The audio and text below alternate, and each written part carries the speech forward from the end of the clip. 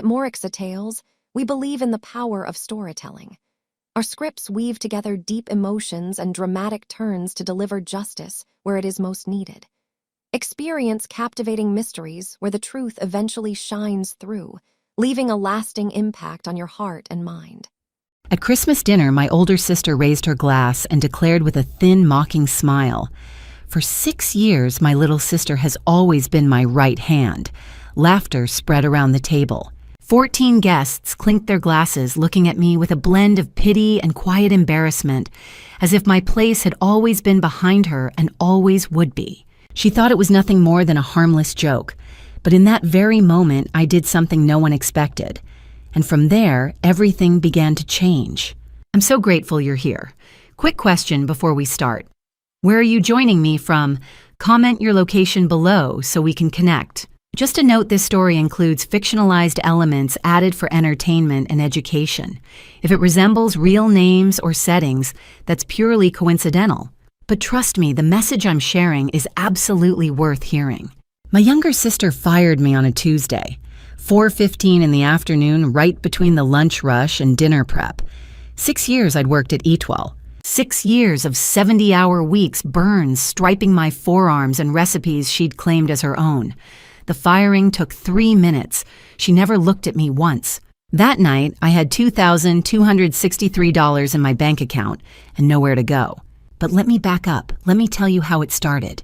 At 4:10, I was prepping heirloom tomato salad in the kitchen, slicing Cherokee purples into thick rounds that bled juice all over the cutting board. The kitchen smelled like thyme and duck fat, and Tuesday afternoons at Étoile were usually calm, a pocket of quiet before the evening storm. I remember thinking I'd call my parents after shift, tell them about the new dish I'd been working on, a play on my grandmother's mole that I'd been testing for weeks. Then Kay Williams, our restaurant manager, pushed through the swing door. She was a woman in her late 40s with reading glasses perpetually perched on her head, and she didn't meet my eyes when she said, "May Ann wants to see you in her office." Now, something in her voice made my stomach drop. I set down my knife and walked through the kitchen past Marcus, a 29-year-old line cook with a sleeve of tattoos and a good heart who glanced up at me with a look I couldn't read. Anne's office sat at the back of the restaurant, a cramped room with an oak desk and a filing cabinet that never quite closed. The door was already open. My sister didn't stand when I walked in. She sat behind her desk, hands folded on top of a single sheet of paper, wearing her chef's whites, immaculate as always. Her dark hair pulled back tight, no warmth in her face. Kay stepped in behind me and closed the door, standing with her back against it like a bailiff. It was 4:15 exactly when Anne slid the paper across the desk and said, "May, I'm letting you go. Your performance hasn't met expectations. Here's your termination letter and final paycheck." I stared at the paper. My name, May Elizabeth Sullivan, printed in a cold corporate font. Performance, I managed. Marcus just told me yesterday the mole duck was the best thing he's tasted in. Anne cut me off. "The decision's been made. Kay will collect your badge and keys." I looked at the paper again. There was a date in the corner, yesterday's date, May 17th. She'd signed this yesterday, planned it, had it printed and ready before I ever walked into this room. This is about Memoria de Mama, isn't it? The words came out sharper than I intended. This is about Alexander Monroe. But Anne stood still, not looking at me. This is about you not being a good fit for Étoile's new direction. Kay stepped forward, hand outstretched, waiting. I looked down at the termination letter again, read the language. Failure to meet performance standards. Effective immediately. Legal. Sterile. Printed yesterday. Yesterday, I'd been standing at this same stove laughing with Marcus about how the critic from the Charleston Post and Courier had called the mole duck transcendent. Yesterday, I'd thought I was safe. Thought the 6 years I'd given this place the late nights, the holidays I'd skipped the menu items I'd developed that Anne put her name on meant something. I'd been wrong. The dish was mine, I said quietly. My hands were shaking. "You know that dish was mine." Anne finally looked at me. Her eyes were flat, empty. "Everything you create in this kitchen belongs to Étoile, belongs to me. If you have a problem with that, you should have read your contract more carefully." I wanted to scream, wanted to flip the desk, wanted to ask her when she'd become this person. But I didn't. I just stood there holding a piece of paper that erased 6 years in 3 paragraphs. By 4:22, I was back in the kitchen walking to my locker in a haze. Marcus was at his station prepping onions. He saw my face and stopped mid-cut. "May?" I didn't answer.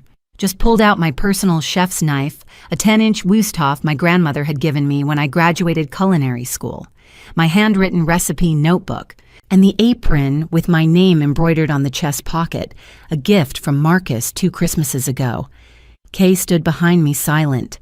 I handed her my badge, my keys. She took them without a word. Marcus stepped into my path as I turned to leave. "What happened?" he asked. "She fired me," I said. My voice didn't sound like mine. Flat. Distant. Why?" I shook my head. Couldn't explain it. Didn't have the words yet. Marcus's eyes went red and he opened his mouth like he wanted to say something, wanted to fix it. But what could he say? What could anyone say? I walked out the back door into the Charleston heat. At 4:35, I sat in my 2015 Honda Civic with the windows up and the AC broken. My hands wouldn't stop shaking. I pulled out my phone and opened my banking app. Divi tukstoshi divi, simti seshtesmit, $3.14 septini centi. Rent was due next week, $1,485. Car payment, $387. Groceries, gas, insurance. I did the math in my head. Did it twice. 3 times. It didn't add up. I couldn't make it add up. My phone buzzed. A text from Mom. "Anne said you left your job. Hope you have a plan." Not "Are you okay?" Not "What happened?" Not even a phone call. Just 8 words. Cold. Disappointed. Assuming I'd done something wrong. I stared at the message until the screen went dark. Then I looked up. Through the windshield, I could see the back of Etoile the blue dumpster. The kitchen door, Marcus, standing outside smoking a cigarette, staring at his phone like he didn't know what to do either. 6 years, 70-hour weeks, burns on my arms, recipes stolen.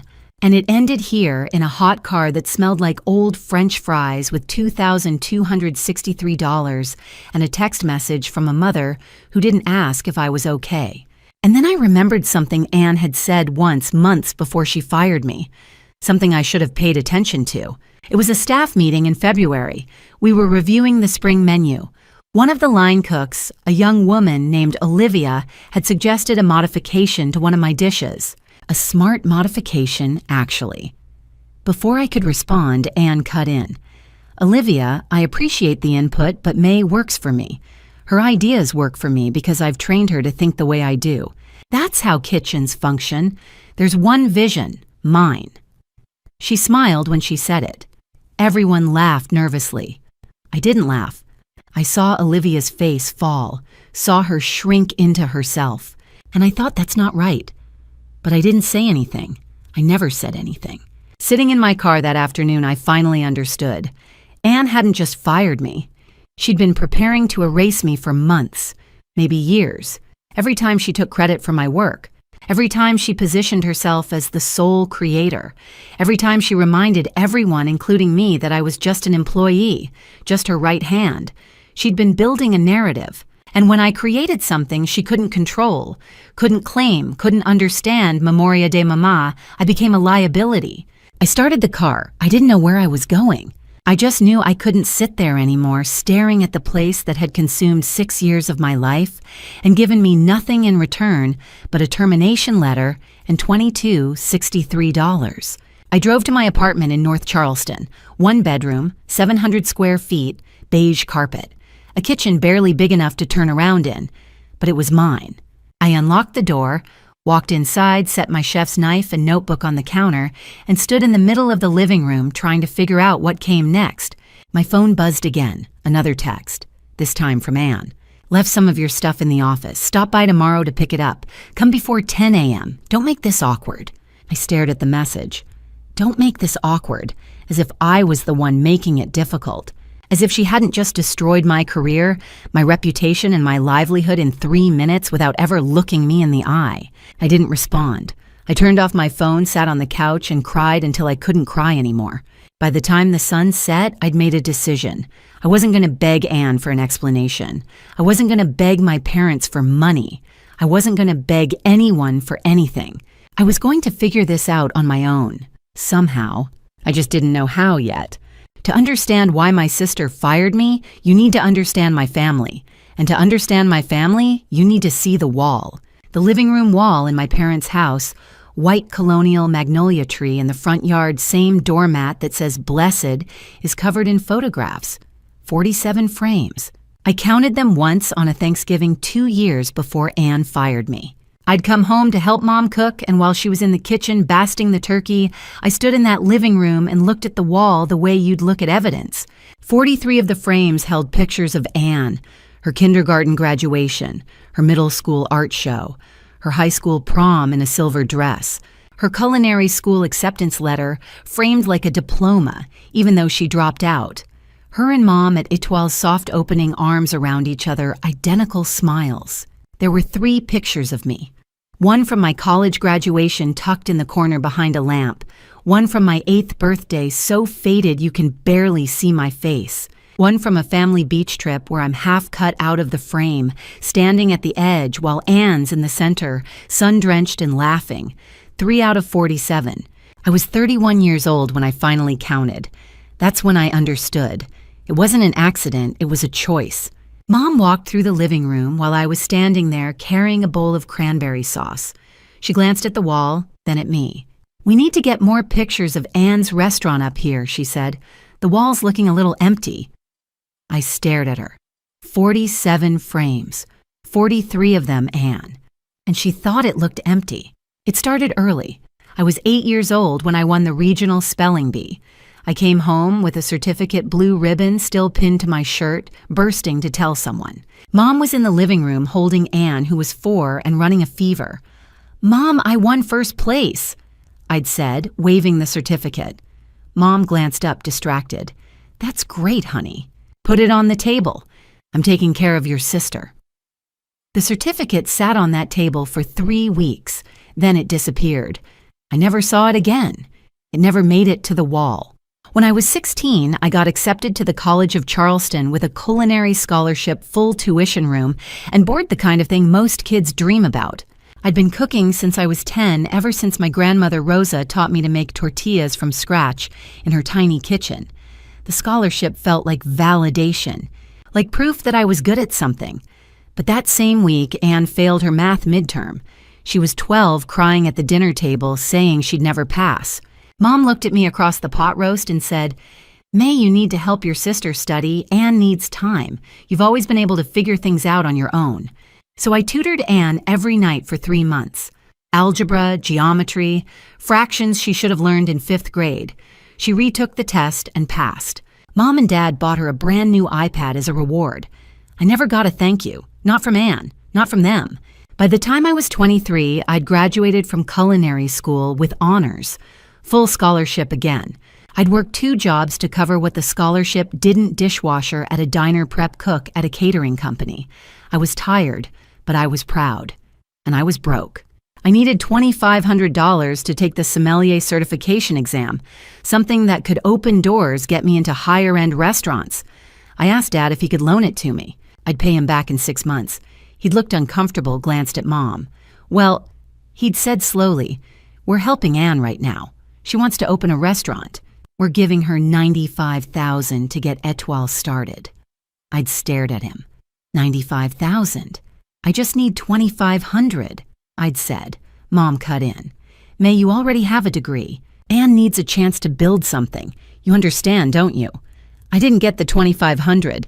Anne got $95,000. 4 years later, in 2017, I was 29 and working as a sous chef at a small bistro downtown. I got an offer from another restaurant head chef, $68,000 a year, full benefits, my own kitchen. It was everything I'd been working toward. Then Anne called. "You're not actually taking that job, are you?" she'd asked. Her voice had that edge to it, the one that made me feel guilty before I even knew what I'd done wrong. "I need you, May. I don't know how to run this kitchen by myself. You'd really just leave me." I'd felt it then, the pull. the old instinct to make things easier for her. "What's the pay?" I'd asked. "48,000, she'd said. "But it's family. That's worth more than money, right?" I turned down the $68,000 job. I stayed at Etoile for 48. That was 7 years ago.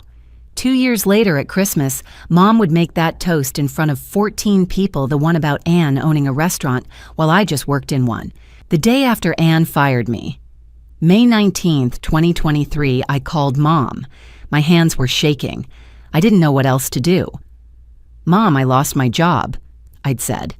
"I don't know what happened. I don't know what I'm gonna—" She cut me off. "Anne already told me. What did you do to make her let you go? Not, 'Are you okay?'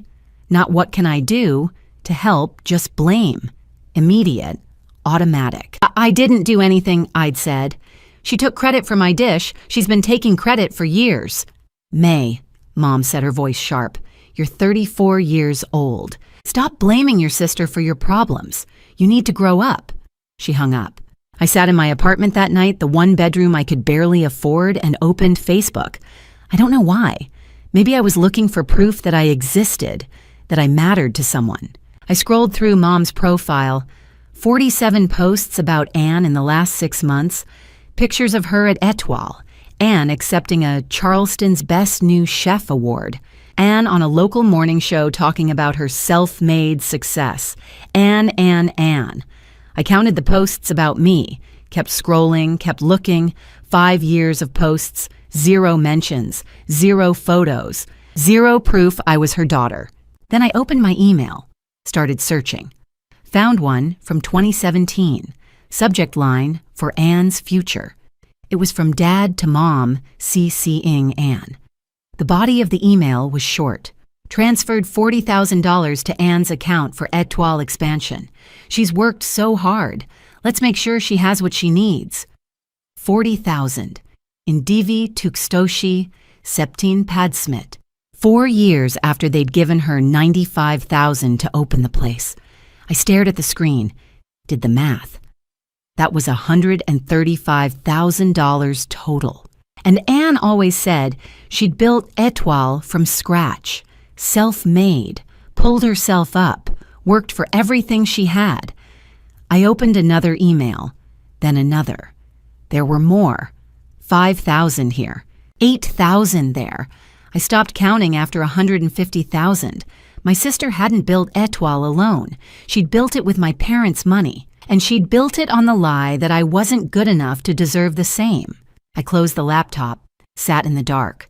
And for the first time in 34 years, I let myself think the thing I'd never let myself think before. They didn't see me. They never had. And maybe they never would.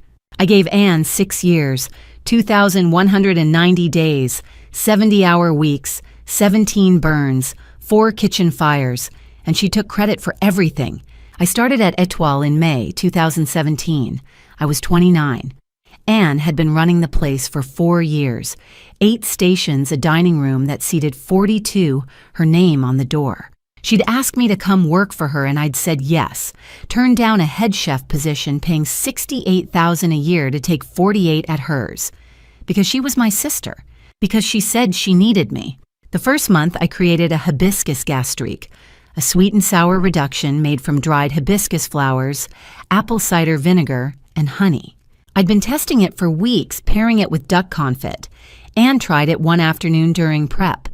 "May, this is incredible," she'd said. "Can you teach me how to make it?" I smiled, wrote down the recipe, handed it to her. 3 weeks later, I saw her Instagram post, 47,000 followers at the time. The caption read, "My new signature gastrique took me months to perfect Chef Anne Etoile Charleston." My recipe, her name. I stared at my phone in the walk-in freezer. I thought about saying something, but Kay Williams, our restaurant manager, saw me looking at Anne's phone. She shook her head once, a warning. I understood. In November 2018, a food blogger named Sarah came to Etoile. 200,000 followers specialized in Southern cuisine. Anne was desperate to impress her. That night, I made deconstructed shrimp and grits, crispy hominy cakes, seared shrimp with brown butter emulsion microgreens and lemon zest. Sarah took one bite. "This is incredible," she'd said to Anne. Whose idea was this? Anne didn't hesitate. Mine. I wanted to reinvent Southern classics. I was standing in the kitchen 10 feet away, watching through the pass. I heard every word. Marcus, a line cook in his mid-20s, was next to me. He put his hand on my shoulder. May, you should forget it, I said. By April 2020, I'd developed a plating technique, a lemon butter gel made with agar-agar that could be piped onto a plate as a base for scallops. Anne saw me working on it during prep. How do you make that? She'd asked. I told her. Gelatin, lemon butter, agar-agar, ratio of 2:1 to 0.5. A month later, Charleston Magazine ran a feature, Chef Anne Sullivan's Innovative Plating Techniques Elevate Étoile. There was a photo of the scallop dish, my gel, her name. In September 2021, investors came to Étoile. They were considering funding a second location. Anne asked me to make something special. The 17-ingredient mole I'd been perfecting for 2 years. Duck confit heirloom corn puree and the mole my grandmother Rosa had taught me to make. I worked for 4 hours that night, every component perfect. The investors loved it. I heard them through the kitchen door. Chef Sullivan, this mole is extraordinary. Is this your recipe? Yes, Anne said. Her voice was smooth, confident. It took me 3 years to perfect the spice blend. Marcus told me later what she'd said. I stood at the dish pit for 2 hours that night, scrubbing sheet pans until my hands ached. By March 2022, I was breaking. It was 11 o'clock on a Tuesday night. The kitchen was closed. I sat on the floor of the walk-in freezer, my back against a shelf of vegetables, and let the cold seep into my bones. Marcus found me there. May, you okay? I don't know why I stay, I said. Because you're good, he said. And she knows it. Then why doesn't she say it? Because if she says it, she has to share the spotlight. In November 2022, one of the investors, a man named David, came back to Étoile for dinner. He pulled Anne aside after his meal. Marcus overheard the conversation. Anne, your sous chef, she's incredibly talented. Have you thought about promoting her to co-executive chef? Anne smiled. That sweet practice smile. May's wonderful, but she's more comfortable in a support role. She doesn't have the vision for leadership, Marcus told me later. I was standing at my station cutting onions, tears streaming down my face. Kay Williams walked past. May, you should leave. I can't, I said. She's my sister. That's exactly why you should. That night I opened the Notes app on my phone. I made a list. Every dish Anne had claimed as her own. Hibiscus gastrique, crispy hominy cakes, lemon butter gel plating, smoked paprika aioli, 17-ingredient mole. 8 others. Smaller things. A vinaigrette here, a garnish there. 13 recipes total, 13 pieces of work I'd created that had Anne's name on them. Then in February 2023, I made a decision. I created one more dish, a dish that mattered more than any of the others. I called it Memoria de Mama, Memory of Mother. It was my grandmother's mole 17 ingredients, 45 minutes of stirring every spice a prayer. I made it on a slow Tuesday night, tested it, perfected it, and I didn't tell Anne. For the first time in 6 years, I kept a recipe to myself. I wrote it down in a notebook I kept in my locker. I locked the notebook away, and I didn't say a word. 3 months later, she'd fire me. But I'd have that dish, and she'd never know how I made it, not until it was too late. I created Memoria de Mama on a slow Tuesday in February.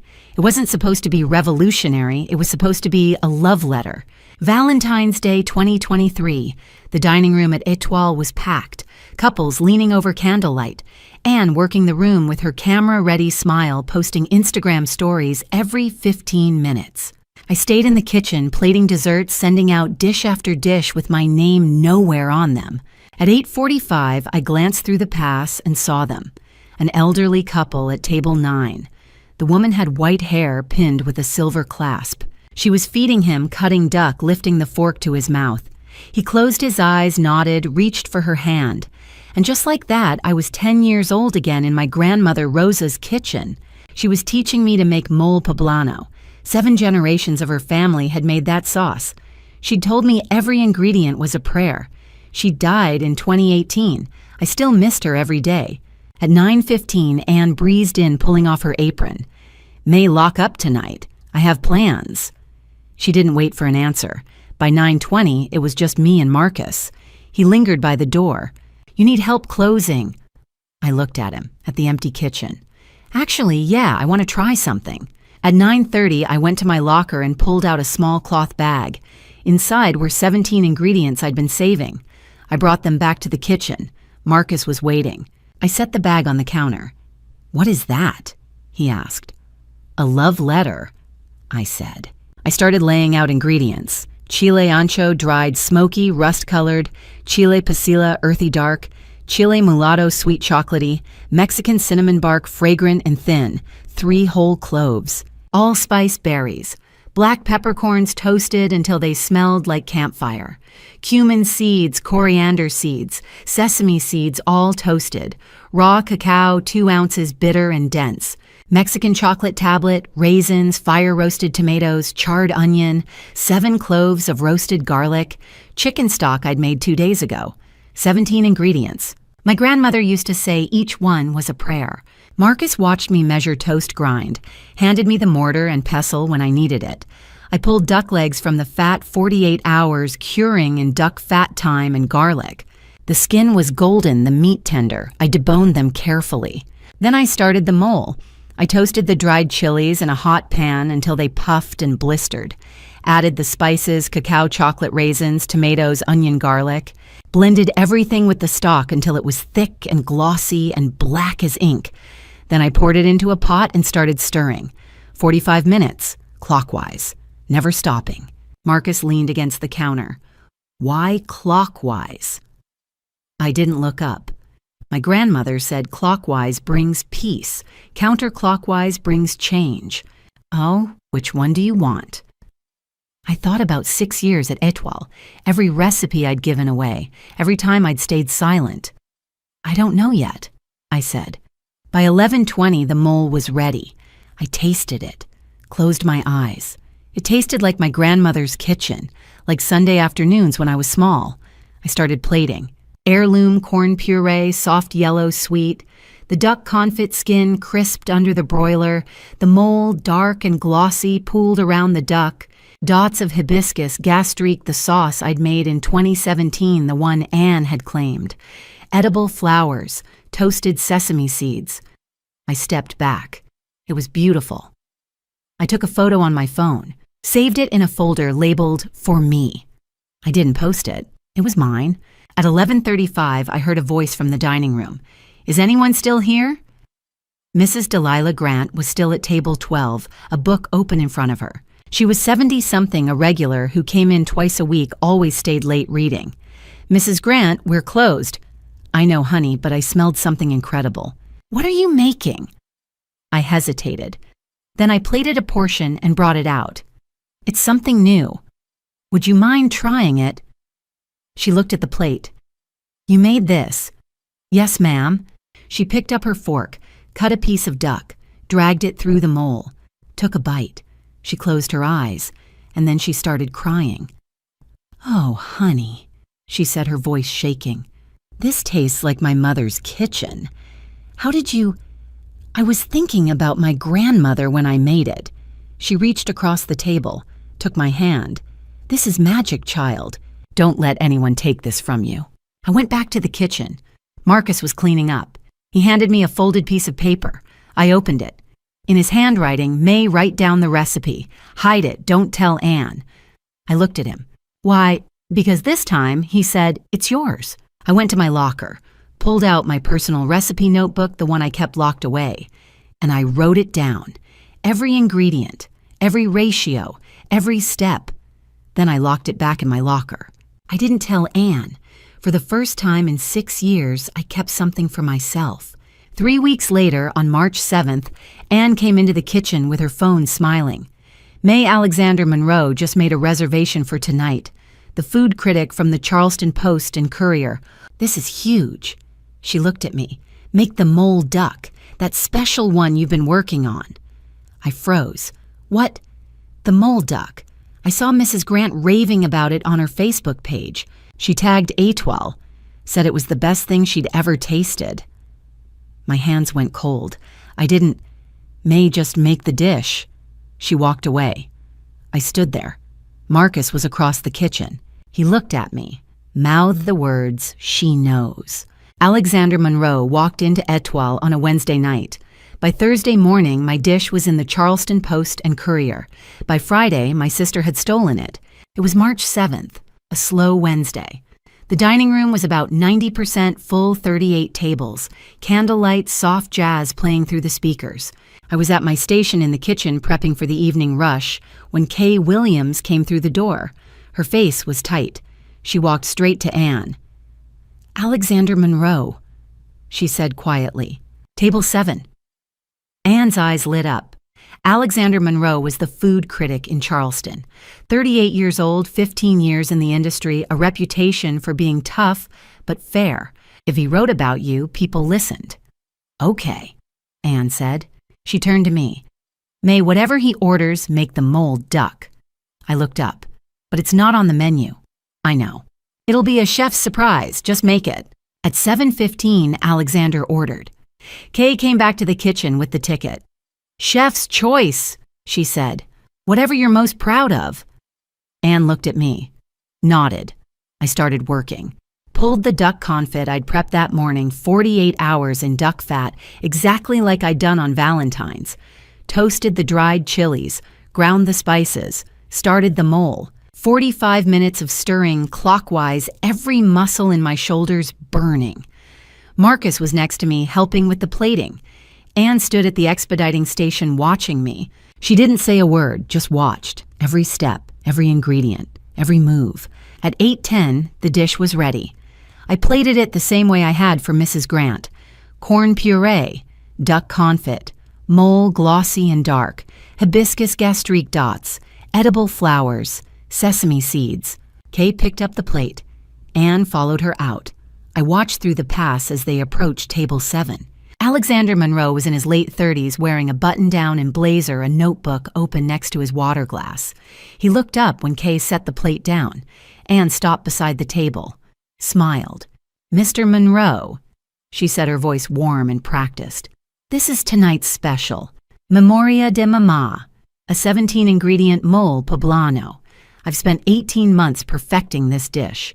I was standing in the kitchen 10 feet away. I heard every word. My hands went cold. Marcus was next to me. "May, I heard," I said.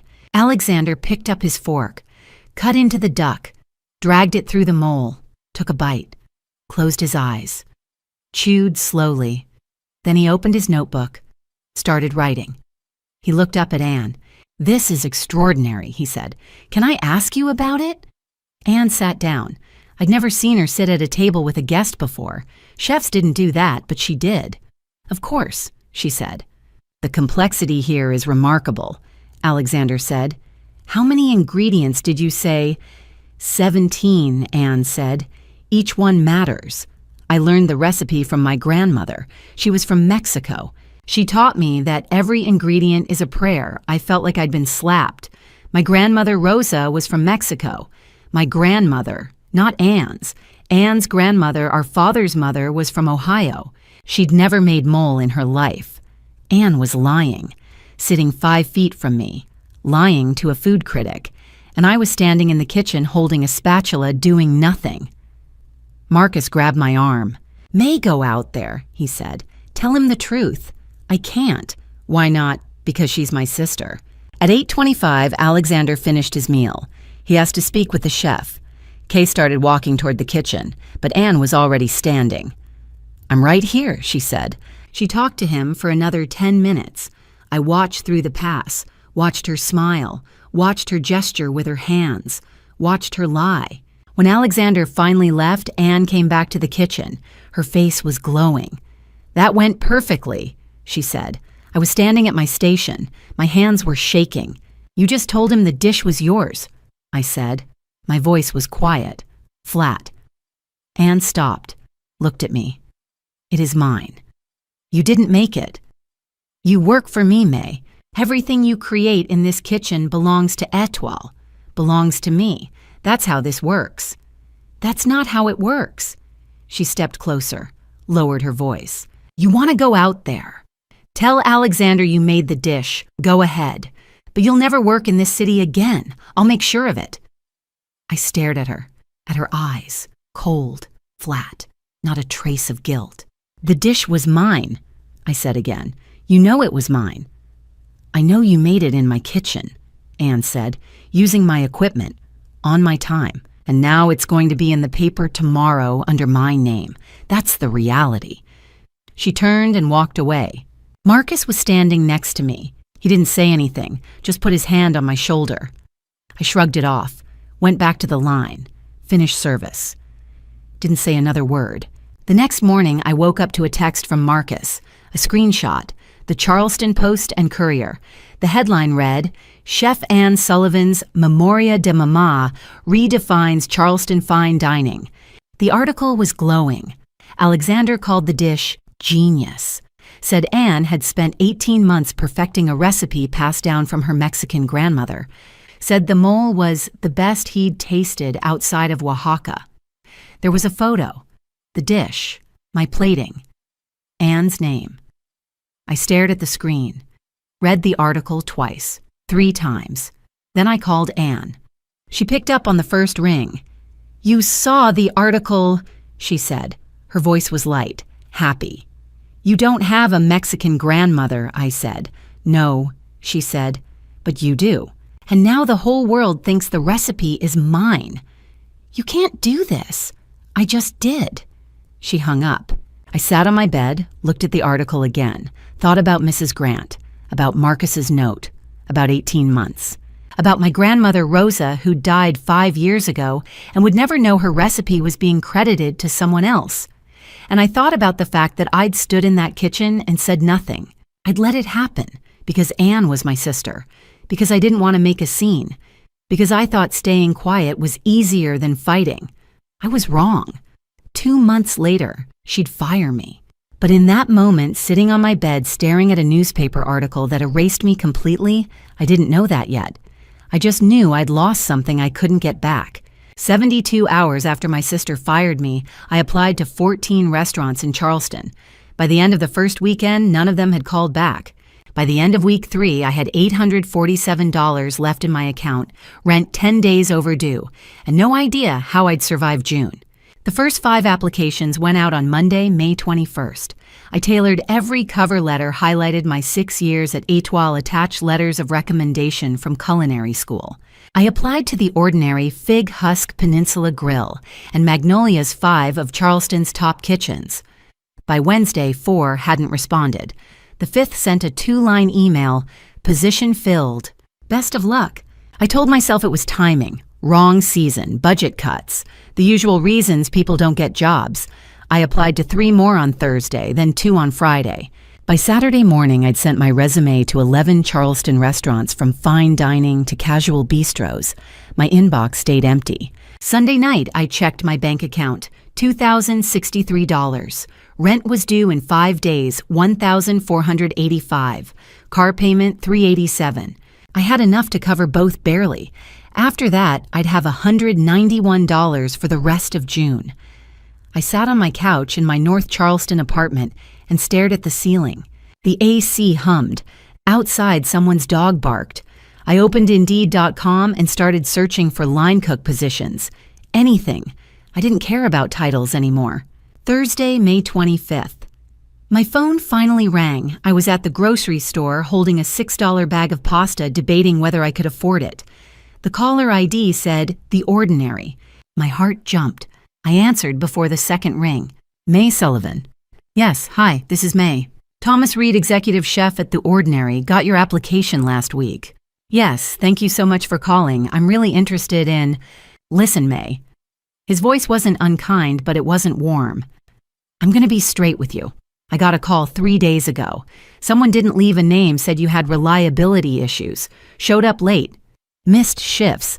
I don't usually take anonymous calls seriously, but... He paused. I did some asking around, and I'm hearing similar things from a couple other chefs in town. I stood in the middle of aisle 4 holding pasta, unable to breathe. I've never missed a shift in 6 years, I said. My voice sounded far away. Yeah, well, he sighed. I'm sure you're talented, May, but I can't take the risk right now. I'm sorry. He hung up. I put the pasta back and left the store. That night, I Googled anonymous blacklist Charleston restaurants. Nothing useful came up. I tried Anne Sullivan Etoile Chef, and the first result was the Charleston Post and Courier Review from March. 5 stars. Redefines Charleston cuisine. I closed the laptop. By Tuesday, May 28th, I'd applied to 3 more places.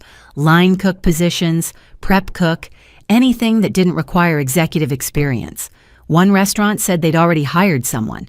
Another never replied. The third scheduled a phone interview for Friday and then canceled an hour before citing internal changes. I checked my account. $1,594. I'd paid rent. I had $109 left after the car payment. I did the math, $17 a day until June 30th. I could survive on rice eggs and whatever I had in the freezer. I'd done it before in culinary school. I could do it again. Thursday, June 1st, I called my father. I hadn't spoken to him since the day after I was fired when my mother told me that what happened at Etoile was between you and Anne. I didn't want to ask, but I was out of options. Hey, Dad. May. His voice was cautious. How are you? Not great. I swallowed. I need help. I've been applying everywhere. No one's hiring. My voice cracked. I'm running out of money. I just need a little. $2,500. Just until I find something. Silence. Dad, may I? He exhaled. Your mother and I talked about this. We think it's best if you and Anne work this out on your own. We don't want to get in the middle of it. I'm not asking you to get in the middle. I'm asking for a loan. I'll pay you back. I know you would, sweetheart, but we already helped Anne with the restaurant. We can't keep... You gave Anne $95,000. More silence. That was different, he said finally. That was an investment. And I'm your daughter. So is Anne. I hung up. I sat on the floor of my apartment and cried for 20 minutes. Then I opened Indeed again and started applying for dishwasher positions. By Friday, June 8th, I'd applied to 14 restaurants total. Sous chef, line cook, prep cook, assistant dishwasher. 14. I got 2 interviews. One was for a prep position at a catering company in Mount Pleasant. The manager took one look at my resume and said, "You're overqualified. You'd leave in a month." The other was for a weekend brunch line at a cafe downtown. The chef seemed interested until I mentioned Etoile. His face changed. He said he'd call. He didn't. That afternoon, I drove to the last restaurant on my list, a small family-owned Italian place in West Ashley. I didn't have an appointment. I just walked in, asked to speak to the owner, and handed him my resume. He glanced at it, then at me. "You worked at Etoile?" "Yes, sir, 6 years." He handed the resume back. "We're fully staffed, sorry." I walked to my car, sat in the driver's seat, and cried. It was 3:15 in the afternoon. The sun was too bright. My phone buzzed.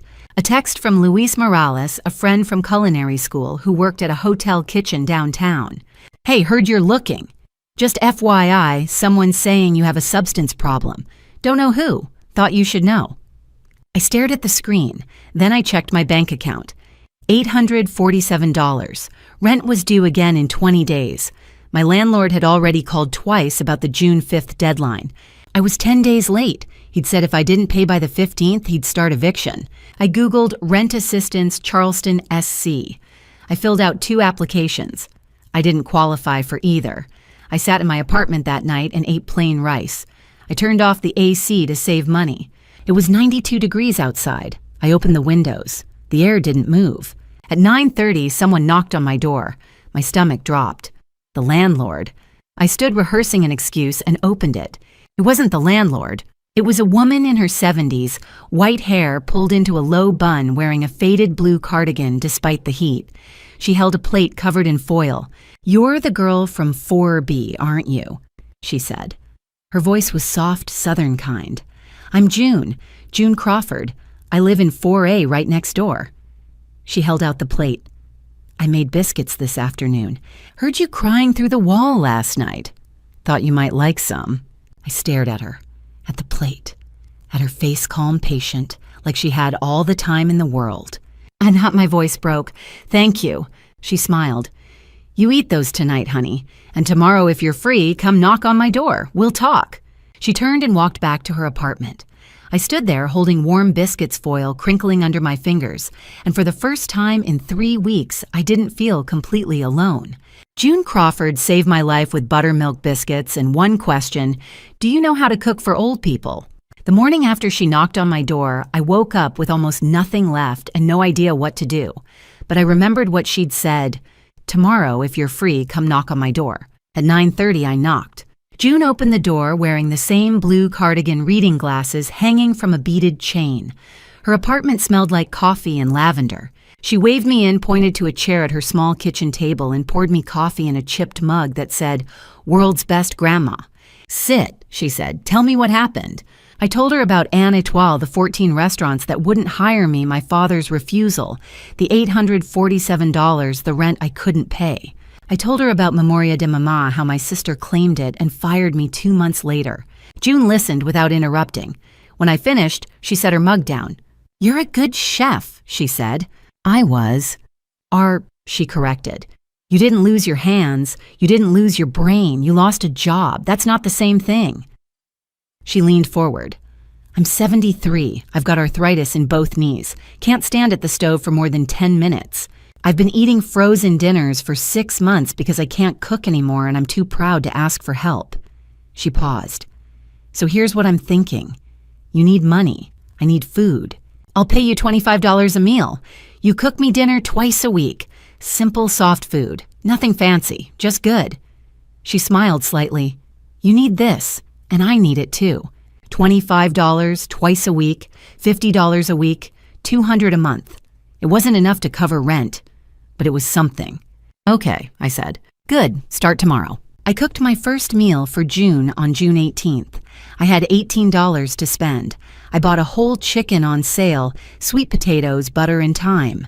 I roasted the chicken in her oven while she sat at the table and talked. I mashed the sweet potatoes with butter and brown sugar. I plated it simply: chicken mash roasted lemon. No garnish, no gel, just food. June took one bite and closed her eyes. "This tastes like someone cares," she said. I looked at her confused. "That's what good food is," she said. "It's not about technique. It's not about Michelin stars. It's about making someone feel like they matter." She took another bite. "You've got that, May. Don't forget it." A week later, June introduced me to Martha. Martha was 78, lived 2 floors down in apartment 2C, and had been in a wheelchair for 4 years after a stroke. She had no family nearby. June knocked on her door and said, "Martha, this is May. She's going to cook you dinner twice a week, $25 a meal." Martha looked at me with tired eyes. "What kind of food?" "Whatever you want," I said. "Meatloaf," she said, "with mashed potatoes. Real ones, not the box kind." I made her meatloaf the next day. She cried when she tasted it. By the end of June, I was cooking for 4 people. June Martha, a man named Elijah who'd been a high school history teacher for 37 years, and a woman named Ida who lived alone with 6 cats, $25 per meal twice a week for each, $200 a week, $800 a month. It wasn't enough to cover everything, but it was enough to eat, enough to hope. On July 20th, my landlord knocked.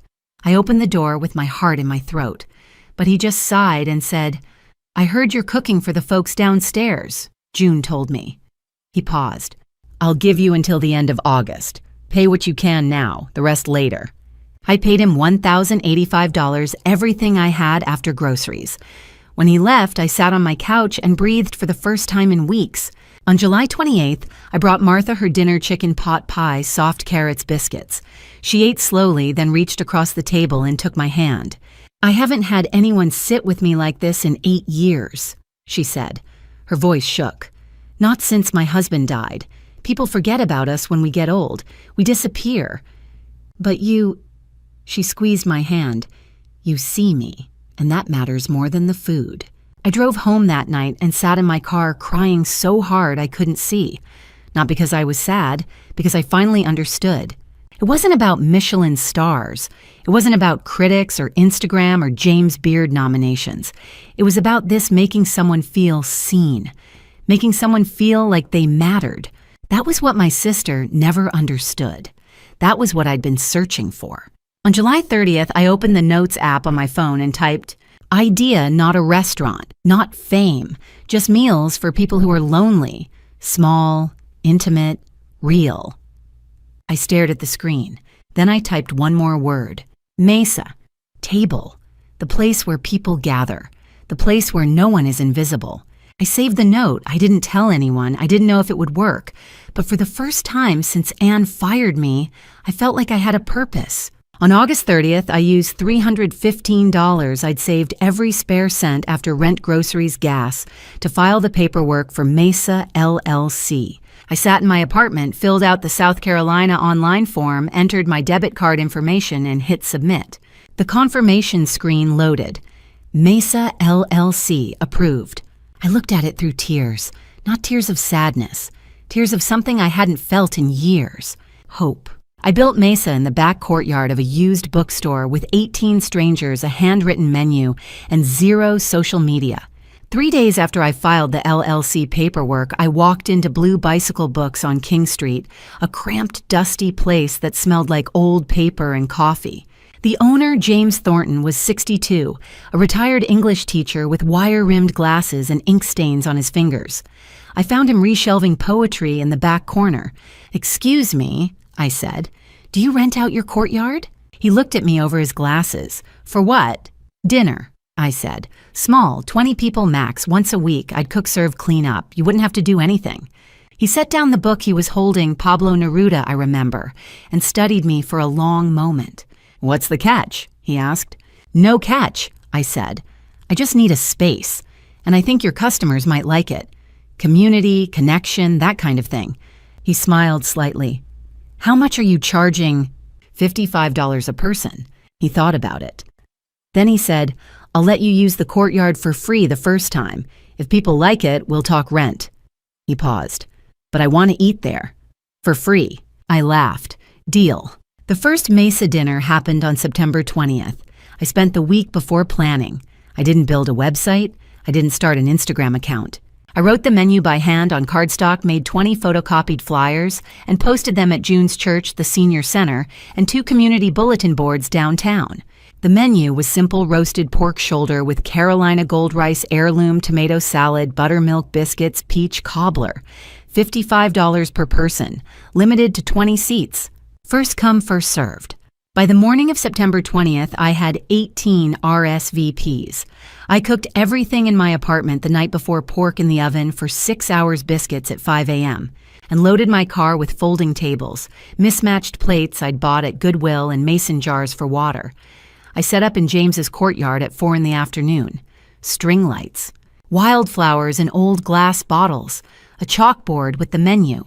At 6:30, the first guests arrived.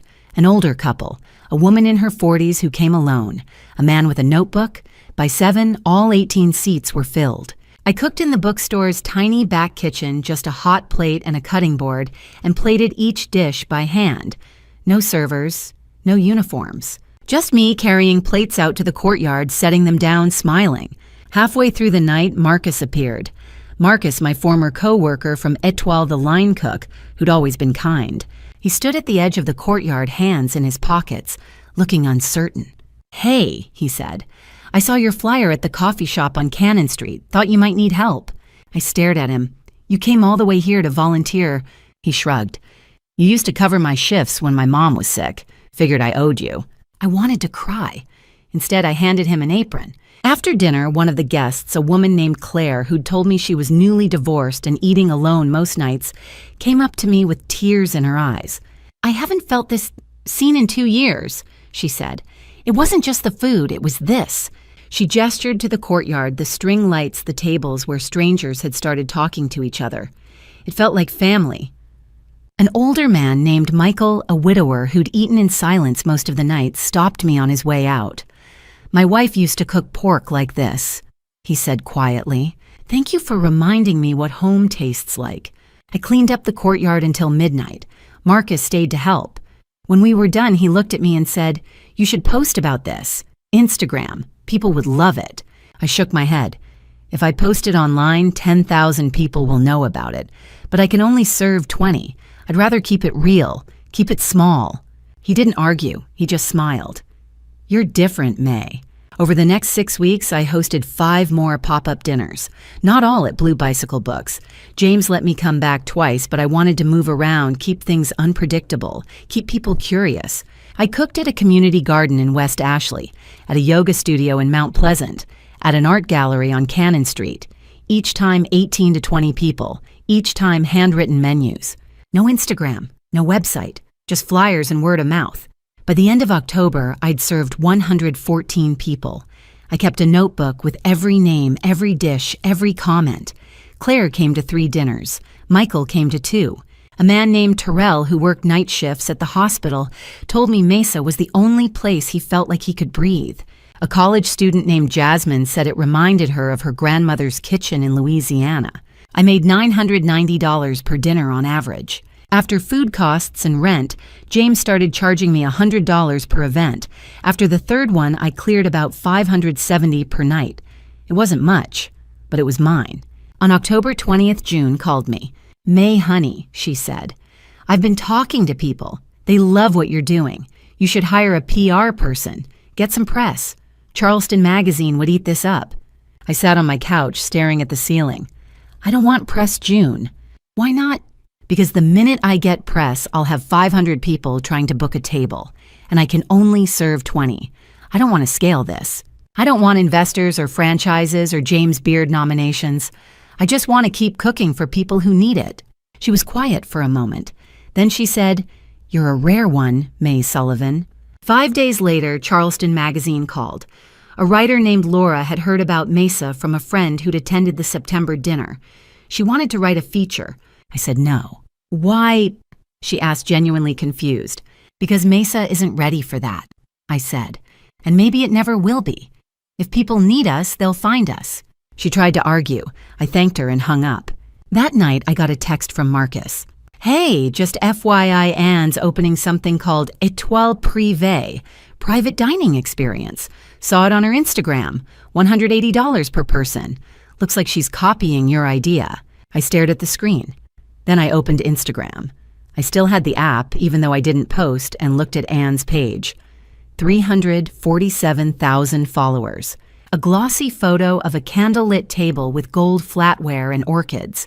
The caption, Introducing Étoile Privée, an intimate culinary experience, limited to 12 guests, $180 per person. DM to book. I turned off my phone. I sat in the dark for a long time. Then I texted Marcus back. She can copy the idea, but she can't copy the heart. I didn't look at Anne's Instagram again. In 2024, I served 3,600 people, made $120,000, and never posted a single photo online. My sister posted 347 times and served 12. Mesa grew quietly. By February, I was hosting 4 pop-up dinners a week, 18 to 20 guests each time, always different locations, always handwritten menus. In March, Marcus quit Étoile. He showed up at my apartment one morning with a duffel bag and said, I'm done working for people who don't care. If you'll hire me, I'm yours. I paid him $2,000 a month, every cent I could afford, and he never complained. By June, we'd served 2,000 people. By December, 3,600. Revenue, $198,000. Profit after food rent and Marcus's wage, $120,000. I kept every receipt in a shoebox. I didn't tell anyone the numbers. Not even June. Anne's Étoile Privée collapsed by spring. Marcus told me in April he still had friends at Étoile that she'd posted 60 Instagram photos of intimate 12-guest experiences, but had only actually hosted 3 dinners. The rest were staged. She'd hire a chef to cook, set a table with candles, and orchids take photos, then send everyone home. Her followers loved it. Her bank account didn't. By July, Marcus said she'd quietly shut down Étoile Privée and gone back to running the main restaurant. I didn't look at her Instagram to confirm. I didn't need to. In June, I saw my father at Whole Foods. I was buying tomatoes. He was pushing a cart with a single bag of coffee. We stood in the produce section for a long, silent moment. Then he said, May, Dad, how are you? I looked at him, at the gray in his hair, at the way he wouldn't meet my eyes. 13 months. 13 months since he'd refused to lend me $2,500. 13 months since I'd heard his voice. "I'm fine," I said. My voice was flat. "No thanks to you." He flinched. You let Anne destroy me," I said. I wasn't yelling. I was too tired to yell. "You gave her $95,000 and you wouldn't give me $2,500 when I was nearly broke and facing eviction. You chose her. You've always chosen her." He set his coffee down in the cart slowly like he was buying time. "You're right," he said finally. "I did. And I'm sorry. You deserved better, May. You deserved better than all of us." I picked up my tomatoes. "Yeah," I said. "I did." I walked away. He didn't follow. In September, I hosted my 100th Mesa dinner. I didn't plan anything special. I cooked the same menu I always did: roasted chicken summer squash, cornbread, blackberry cobbler. 20 guests at a community center in North Charleston. After dessert, a woman in her 60s named Diane raised her hand. "Can I say something?" she asked. I nodded. "I've been coming to Mesa since March," she said. Her voice shook slightly. "I've been on antidepressants for 8 years. 3 months ago, my doctor lowered my dosage. Last week, she took me off them completely." She looked around the table. "It's because of this, because of you, because for the first time in 8 years, I have friends. I have people who ask how I'm doing. I don't eat alone anymore." She looked at me. "You gave me my life back." I stood in the kitchen doorway holding a dish towel, trying not to cry. 20 strangers, most of whom had never met before tonight, stood up and clapped. Not for the food, for each other. In October, Southern Living published a 2-paragraph mention in their Hidden Gems of the South column. I didn't know about it until June texted me a photo of the page. Mesa, a roving Charleston pop-up, has no website, no Instagram, and no publicity team. What it does have a waiting list of 800 people and a reputation as the soul of Charleston's food scene. Chef May Sullivan cooks for 20 guests at a time in borrowed spaces, and every seat is earned by word of mouth. If you can find it, go. I read it 3 times. Then I called June. "How did they even know about me?" I asked. "Because you're doing something that matters," she said. "You can't hide that forever." In November, I got a text from a number I didn't recognize. "May, this is Alexander Monroe, Charleston Post and Courier. I've been trying to get a reservation at Mesa for 4 months. A friend finally got me in last week. I just wanted to say what you're doing is the most important culinary work in this city right now. Thank you." I stared at my phone for 10 minutes. Alexander Monroe, the critic who'd reviewed Anne's Memoria de Mama in 2023 and called it redefining Charleston cuisine. The same critic Anne had manipulated. And he was thanking me. I didn't reply. I didn't know what to say. On December 15th, I got an email from an address I didn't recognize. No subject line. Just an attachment, a zip file labeled Sullivan Family Emails 2023 to 2024. I opened it. 19 PDF files. Emails between Anne, my mother, and my father. The date range May 19th, 2023 to November 28th, 2024. I clicked the first one. Subject: Re-May situation. Urgent. From Anne Sullivan to Carol Sullivan. Paul Sullivan. Date: May 19th, 2023, 6:47 p.m. I had to let her go today. She was becoming a liability. Now we need to make sure she doesn't work anywhere else in Charleston. I'll make some calls. Mom, can you reach out to your friends at Peninsula Grill and Fig? Just tell them she's unreliable. Dad, talk to anyone you know. We need to close every door. My hands shook. I scrolled down. 18 more emails. My mother writing to restaurant owners. My father calling in favors. Anne coordinating everything. A 14-month campaign to destroy me. I sat in the dark staring at the screen, my heart pounding so hard I thought I might be sick. Someone had sent me proof. Someone wanted me to know. And now I did. I didn't sleep that night. At 2 a.m., I sat at my kitchen table and read all 19 emails one by one. By the time the sun came up, I knew exactly how my family had destroyed me. The first email I'd already seen Anne to my parents, May 19th, 2023, 6:47 p.m. I had to let her go today. Now we need to make sure she doesn't work anywhere else in Charleston. The second was from my mother to Peninsula Grill, May 21st. May Sullivan has had reliability issues.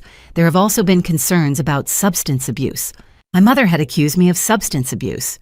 The third was my father to FIG May 22nd. May's not a good fit, trust me. 4, 5, 6. Anne to K. Williams at Etoile. My mother to Husk. My father to 3 more restaurants. A coordinated campaign. They'd made sure I couldn't work anywhere. Email 7, September 10th, 2023. Anne to my mother. Mesa is getting attention. It makes Etoile look amateurish. Email 8, October 5th. My mother to Anne. Your father can talk to the association. He's on the board of the Charleston Culinary Association. I stopped. My father was on the board, the organization that ran the Rising Star Chef Award. Email 9, January 15th, 2024. My father to Louise Reynolds. Anna Sullivan's work at Etoile has revolutionized Charleston dining. She deserves serious consideration for Rising Star. Email 10 March 8th. My mother to my father.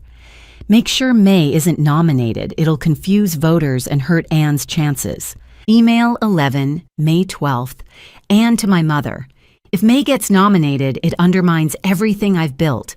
Email 12, July 18th. My father to Anne. Louise mentioned there's buzz about Mesa. I'll handle it. They hadn't just blocked me from working. They'd tried to block me from being recognized, from existing. At 8 a.m., Marcus texted. Did Tyler ever reach out Anne's husband? He quit Etoile last month. Said he couldn't work for her anymore. Tyler, Anne's husband. I scrolled back through the emails. Email 15 November 5th. Anne to Tyler. If May wins Rising Star, I'll look like a fraud. Email 16 November 10th. Tyler to Anne. This is wrong, Anne. What your family did to her, it's wrong. Email 17 November 15th. Anne to Tyler. Stay out of this. Email 18 November 20th. Tyler to an unknown recipient. I can't do this anymore. I texted Marcus back. Tyler sent me the emails. 3 dots. Then holy shit. Email 19 November 28th. My father to Louise Reynolds. I'm recusing myself from voting. That said, Anne has a brick-and-mortar restaurant with a 5-star review. May runs pop-ups. The choice is clear. I closed my laptop. I sat in the dark for a long time. On December 17th, I called Anne. She answered on the 3rd ring. May, I have a question. On May 19th, 2023 at 6:47 p.m., you sent an email to Mom and Dad. Subject, May situation. Urgent. Do you remember? Silence. You wrote, now we need to make sure she doesn't work anywhere else in Charleston. Do you remember that? Tititi damasiti konorseni. Her breathing changed. How did you? On October 5th, 2023, Mom emailed you. She said, your father's on the board. Do you remember? May, where did you? On November 5th, 2024, you emailed Tyler. You said, if May wins Rising Star, I'll look like a fraud. Want me to keep going? I have 19. Silence. I'm not afraid of you anymore, Anne, I said. I'm not afraid of Mom or Dad. You spent 18 months trying to destroy me, and I'm still here. And now I have proof. May, please. I hung up. The next day I went to June's apartment. I showed her the emails, all 19. She read them slowly. When she finished, she looked at me. What are you going to do? Part of me wants to send these everywhere, every restaurant, every blog, every journalist. And the other part wants to wait to find the right moment. June nodded. Revenge and justice aren't the same thing, May. Revenge is about making yourself feel better. Justice is about making sure this never happens to anyone else. She leaned forward. You've built something real. Don't let them turn you bitter. Be smart. Be patient. When the time is right, tell the truth. I went home. I created a folder labeled Evidence. I saved all 19 emails. I saved Anne's fake Instagram posts. I saved the health department report from March 0 violations after an anonymous complaint. I saved receipts, menus, testimonials. Then I opened a new email.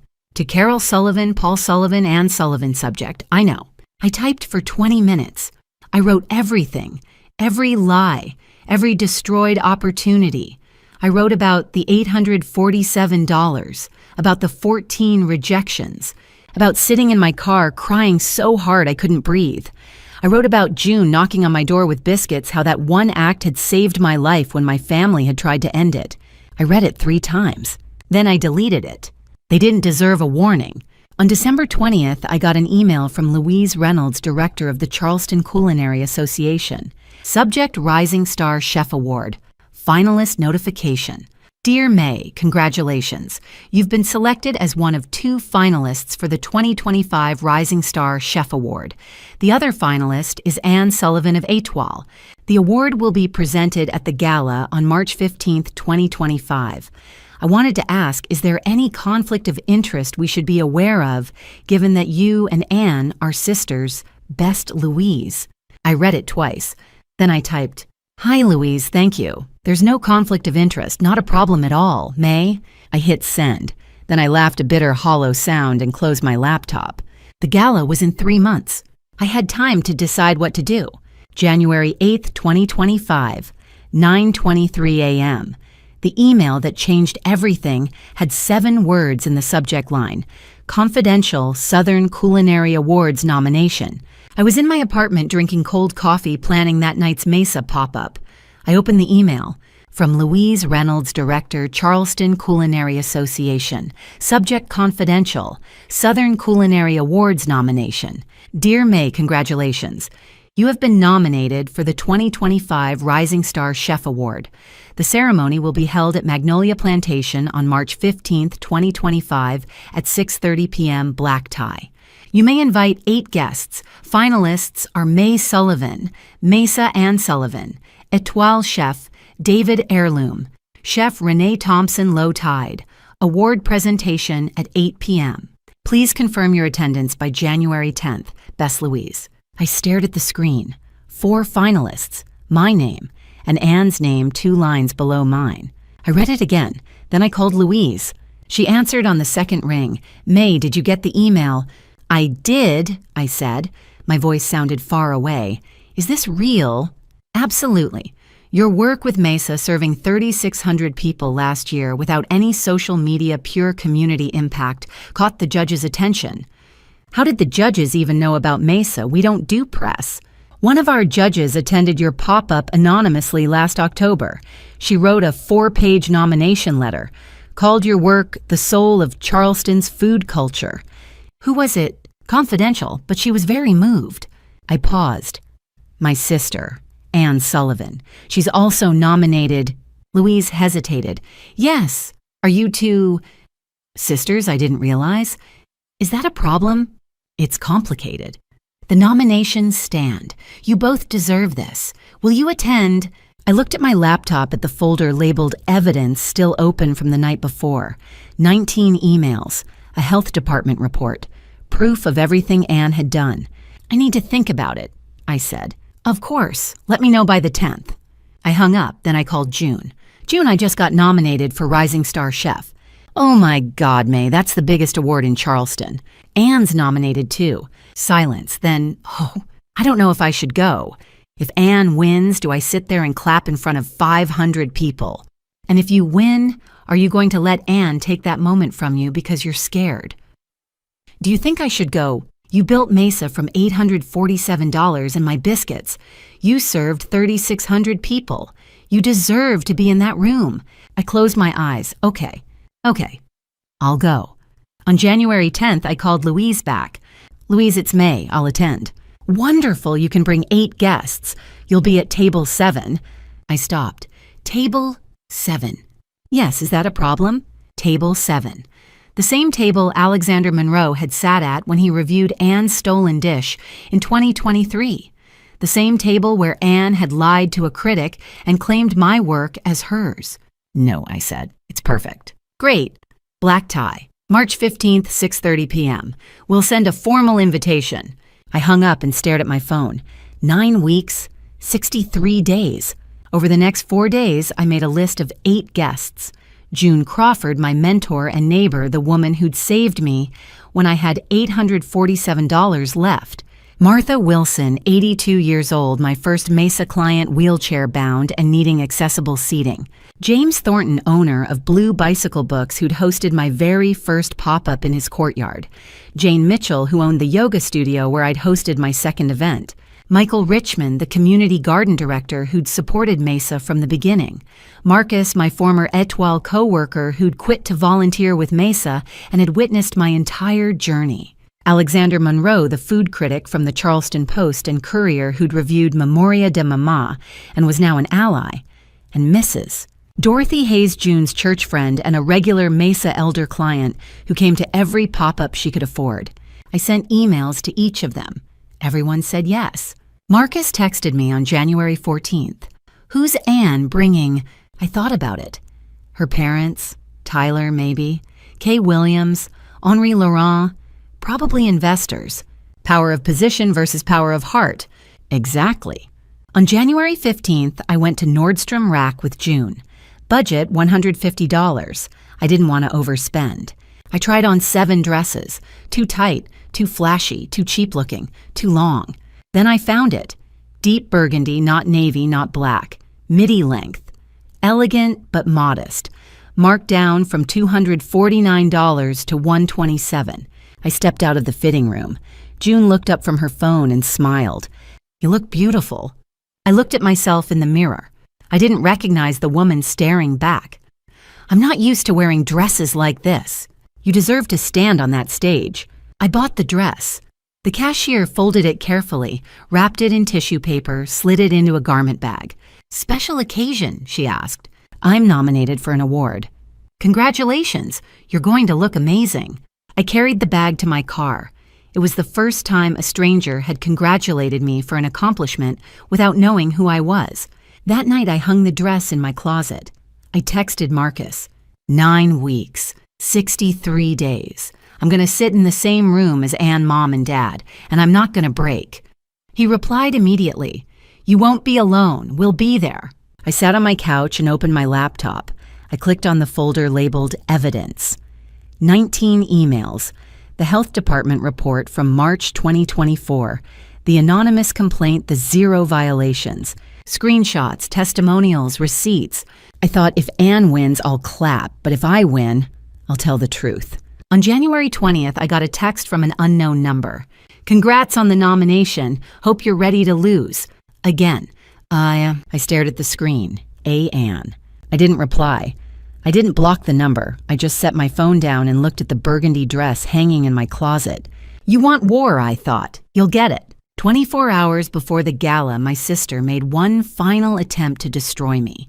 She failed, but she left evidence.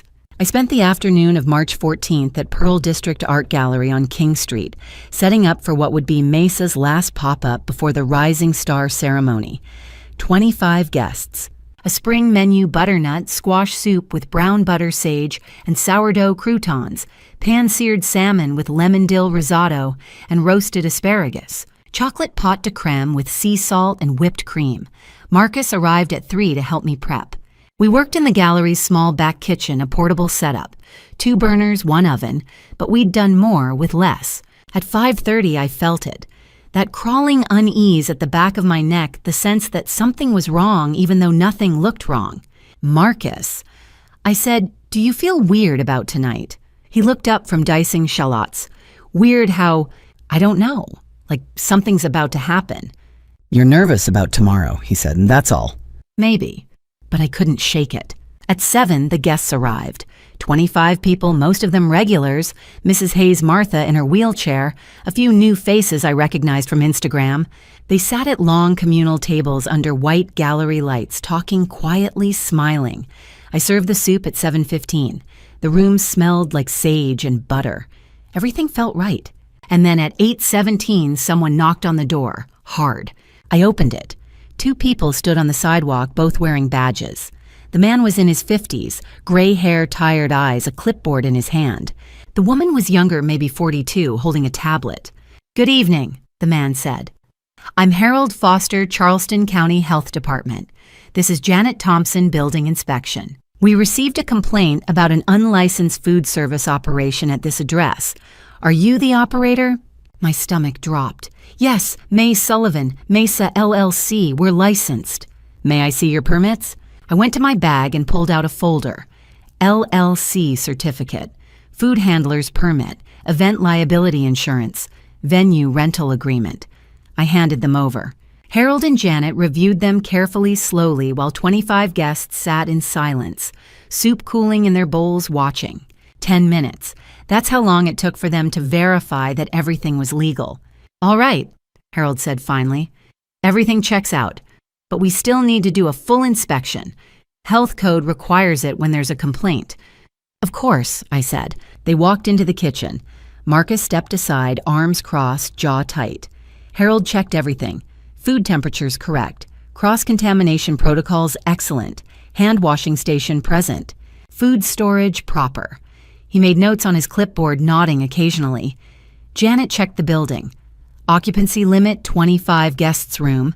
Capacity 40. Fire exits clear. ADA compliance accessible restrooms. Wheelchair seating available. At 8:50, Harold came back to me. "Miss Sullivan," he said, "everything's in order. Better than most restaurants I inspect, honestly." I exhaled. "Then why are you here?" "Anonymous complaint. Came in at 4:47 p.m. Caller claimed you were operating without permits and posing a public health risk." "Who called?" "Block number. But the caller knew your exact address and event time. Someone had very specific information." I looked at Marcus. He looked back at me. We both knew. "Can I get a copy of the report?" I asked. Harold raised an eyebrow. "That's an unusual request, but sure, you passed. 0 violations." He pulled a form from his clipboard, signed it, handed it to me. Charleston County Health Department. Inspection report. March 14th, 2025, 8:17 p.m. Result. No violations notes. All permits current and valid. Kitchen exceeds safety standards.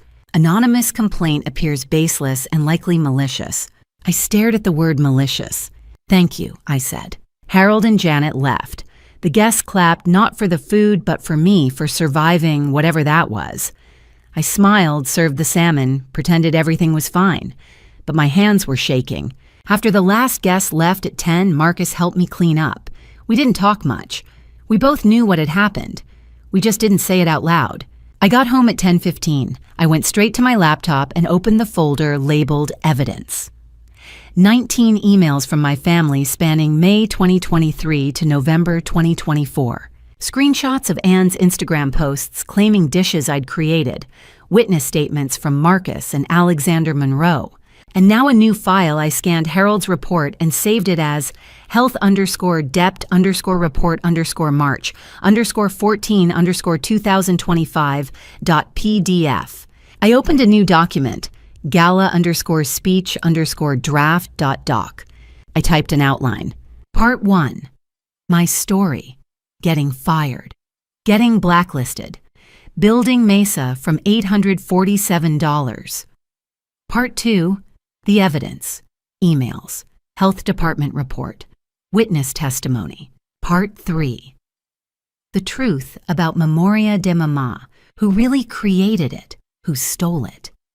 Part 4. The message. Empowerment. Boundaries. Justice. I saved the file. I stared at the screen for a long time. Then I texted Marcus. "Bring recording equipment to the gala tomorrow, and a camera. I need documentation."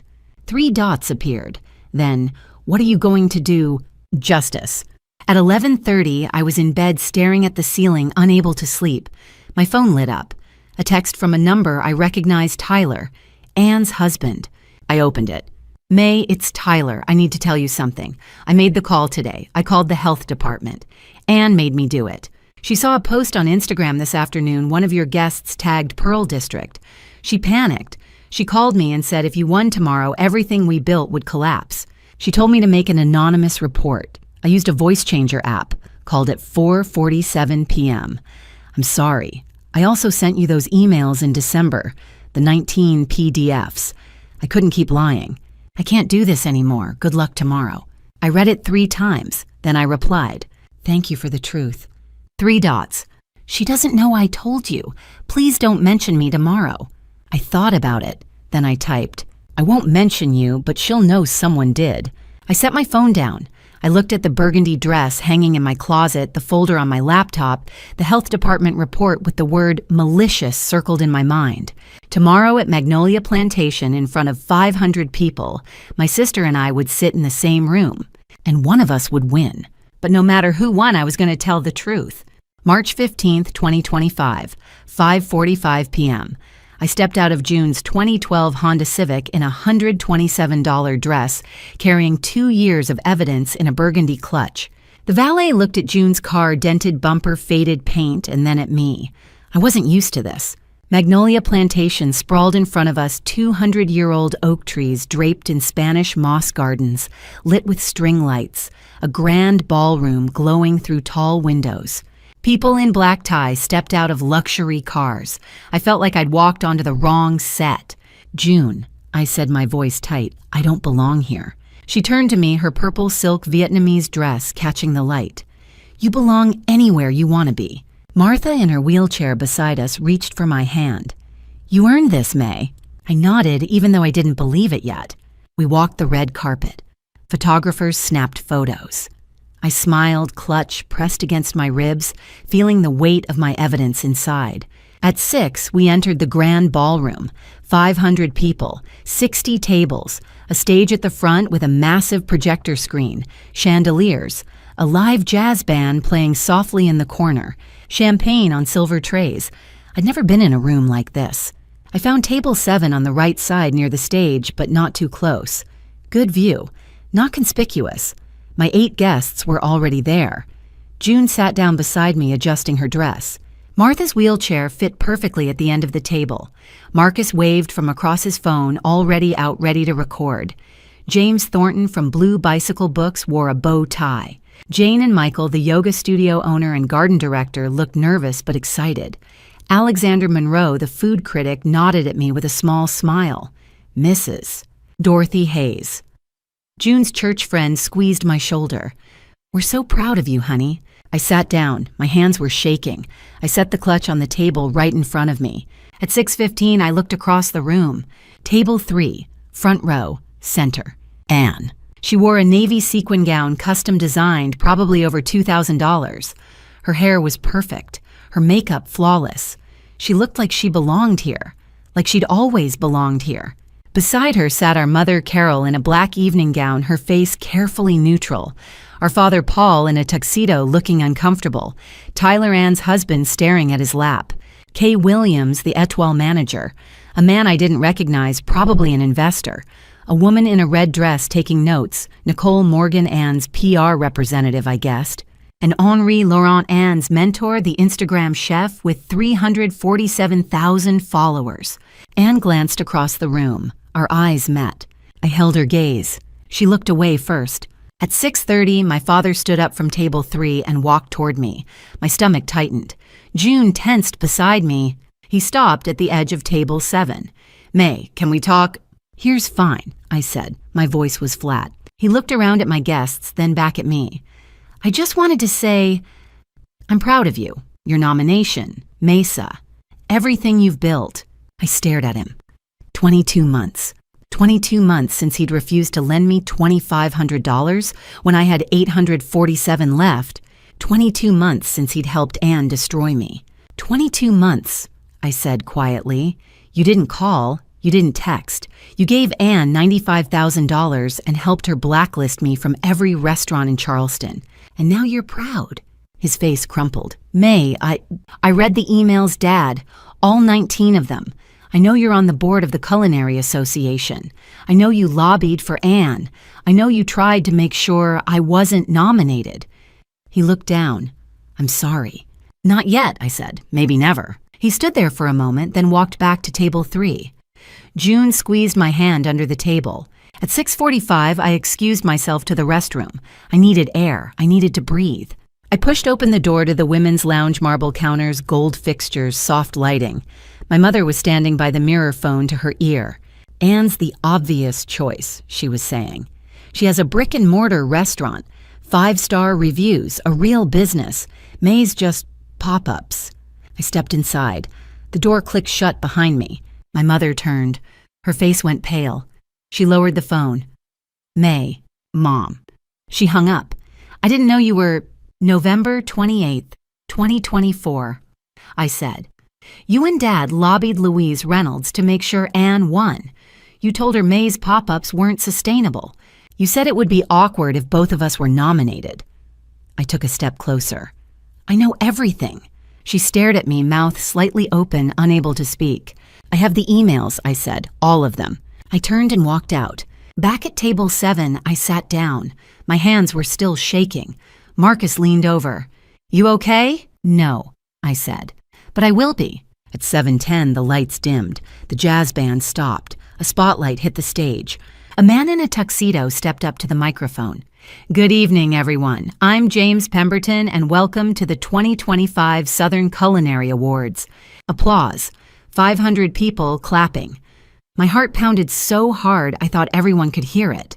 June reached over and took my hand. Marcus had his phone out recording.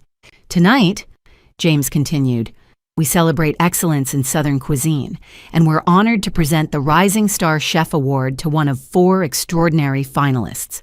The screen behind him lit up. A photo appeared, a man in his 40s standing in a modern kitchen. Chef David Heirloom. Applause. Another photo, a woman in chef white smiling. Chef Renee Thompson, low tide. More applause. Then the screen changed. Anne, standing in Etoile's dining room holding a plate. The dish on the screen was unmistakable. My dish. Memoria de Mama. 17 ingredients. 45 minutes of stirring. My grandmother's recipe. Anne Sullivan, James said. Etoile. For her groundbreaking work redefining Charleston cuisine with dishes like Memoria de Mama. Table 3 erupted. Applause. Whistles. Henri Laurent stood up clapping.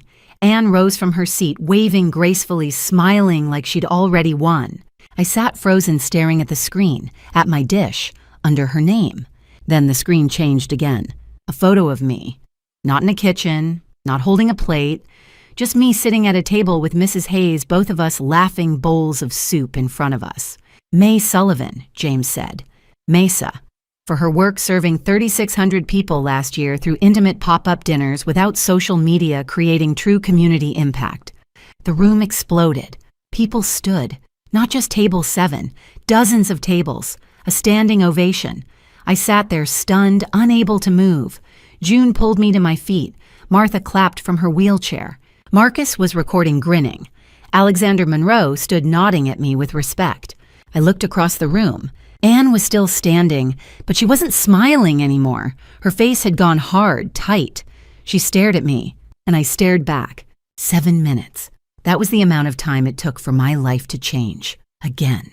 The lights dimmed at exactly 7:45, and the murmur of 500 guests softened into silence. James Pemberton stood at the podium in a charcoal tuxedo, his silver hair catching the spotlight as he adjusted the microphone. Behind him, the projection screen displayed 4 names in elegant serif font against a backdrop of magnolia blossoms. May Sullivan, Anne Sullivan, David, Renee Thompson. My stomach twisted. James began, his voice warm and measured. Ladies and gentlemen, tonight we honor not just culinary excellence, but the heart behind every plate. Our panel of judges spent 6 months conducting anonymous visits to each finalist's establishment. They evaluated 4 criteria: excellence in cuisine creativity and innovation, community impact, and sustainable vision. He paused, letting the words settle over the room. These are not buzzwords. They are the pillars of what we believe the future of Southern food should be built upon. I felt June's hand grip mine under the white tablecloth, her knuckles pressing into my palm so hard it hurt. At table 7, Martha dabbed her eyes with a linen napkin before anyone had even been announced. Marcus leaned forward, his phone already recording. Across the ballroom at table 3, Anne sat perfectly still in her emerald Dior gown. Her posture, flawless shoulders, back chin, tilted slightly upward. Carol clutched her beaded purse. Paul stared straight ahead, jaw-tight hands folded. Tyler sat motionless beside Anne. At 7:47, the cameras began their slow pan across the ballroom, and a giant monitor to the left of the stage showed each nominee's reaction in real time. David, 3 tables to my right, offered a nervous laugh and tugged at his bow tie. Renee Thompson closed her eyes and pressed her hands together as if praying. Anne leaned back in her chair, one arm draped casually over the armrest, her face serene and certain, as if she had already been told she'd won. Then the camera found me. I inhaled sharply, my shoulders rising, my eyes wide and glassy. June squeezed my hand harder. The monitor showed it all, every flicker of doubt and hope and terror, and I hated how exposed I felt. James continued, "Each of our 4 finalists represents a different philosophy of Southern cuisine. David reimagines low-country classics through Korean technique. Renee Thompson champions zero-waste farm-to-table dining. Anne Sullivan brings Parisian elegance to Charleston's fine dining scene." He paused. "And May Sullivan builds community through intimate story-driven meals, proving that the most radical act a chef can perform in 2025 is to simply care." My breath caught. Louise Reynolds stepped forward, holding a golden envelope sealed with crimson wax. The room fell so silent I could hear the rustle of her silk dress, the faint hum of air conditioning, the rapid thud of my own heartbeat. She broke the seal with a small silver knife and unfolded the card inside. "Before I announce the winner," she said, "I want to share what our lead judge wrote in her final evaluation." She lifted the card. "This year's rising star didn't chase fame. She didn't advertise. She didn't perform for cameras or critics. She simply fed people, 3,600 of them, one intimate dinner at a time. She built a business with no debt, no investors, and a 68% repeat guest rate that speaks louder than any review ever could." Martha gasped. Marcus whispered, "That's you, May." At table 3, Carol's hand flew to her mouth. Paul's eyes glistened. Anne's confident posture faltered for half a second, her shoulders tensing. Louise looked up. "The 2025 Charleston Culinary Festival Rising Star Award goes to May Sullivan, Mesa." 7:51. Table 7 erupted. June shouted, "Yes!" and threw her arms around me. Martha burst into tears, covering her face. Marcus jumped to his feet, clapping so hard his chair tipped over. James Thornton whistled. Alexander Monroe stood applauding with his hands raised. The entire ballroom rose in a wave, the applause rolling through the room in deafening waves. I sat frozen, staring at the stage as if it were a mirage. I turned toward table 3. Anne sat frozen, her face pale, every trace of confidence drained. Her mouth was slightly open, her eyes wide and glassy. Carol had both hands over her mouth, tears streaming. Paul was weeping openly, his shoulders shaking. Tyler was the only one clapping slow, deliberate, his eyes locked on mine. The spotlight swung to our table, blinding and hot. June pushed me gently. "Go, baby, go." My legs felt like water as I stood. The applause grew louder, deafening. I walked toward the stage in my $127 burgundy dress, which suddenly felt like armor. As I passed table 3, Anne's eyes met mine. For 1 second, everything else disappeared. Her jaw was set, her hands gripping the table edge so hard her knuckles were white. I didn't smile, I didn't nod, I just kept walking. Paul stood. "Dad is proud of you," he whispered, his voice breaking. "I'm proud of you. I didn't stop. I couldn't." Louise handed me the crystal trophy, a flame etched into glass, surprisingly heavy. James Pemberton shook my hand and stepped aside. The podium felt impossibly tall. 500 faces looked up at me. The cameras blinked red. Marcus held his phone steady. June was still standing, tears streaming, and Anne was staring at the stage with an expression I'd never seen on her face before. Fear. I placed the trophy on the podium and reached into my clutch. Inside was a folded piece of paper, the inspection report from 2 nights ago. I unfolded it slowly. The microphone picked up the soft crinkle of paper. The room waited. "Thank you," I said, my voice steady. "Thank you to the judges, to Louise, to everyone who believed in Mesa." I paused. But before I continue, I need to say something I should have said 2 years ago. A ripple of confusion passed through the audience. At table 3, Anne's eyes widened. Carol grabbed Paul's arm. Tyler sat very still. I lifted the health department report. "I have evidence of a sabotage attempt made against me 48 hours ago. An anonymous call to the Charleston Health Department filed at 4:47 p.m.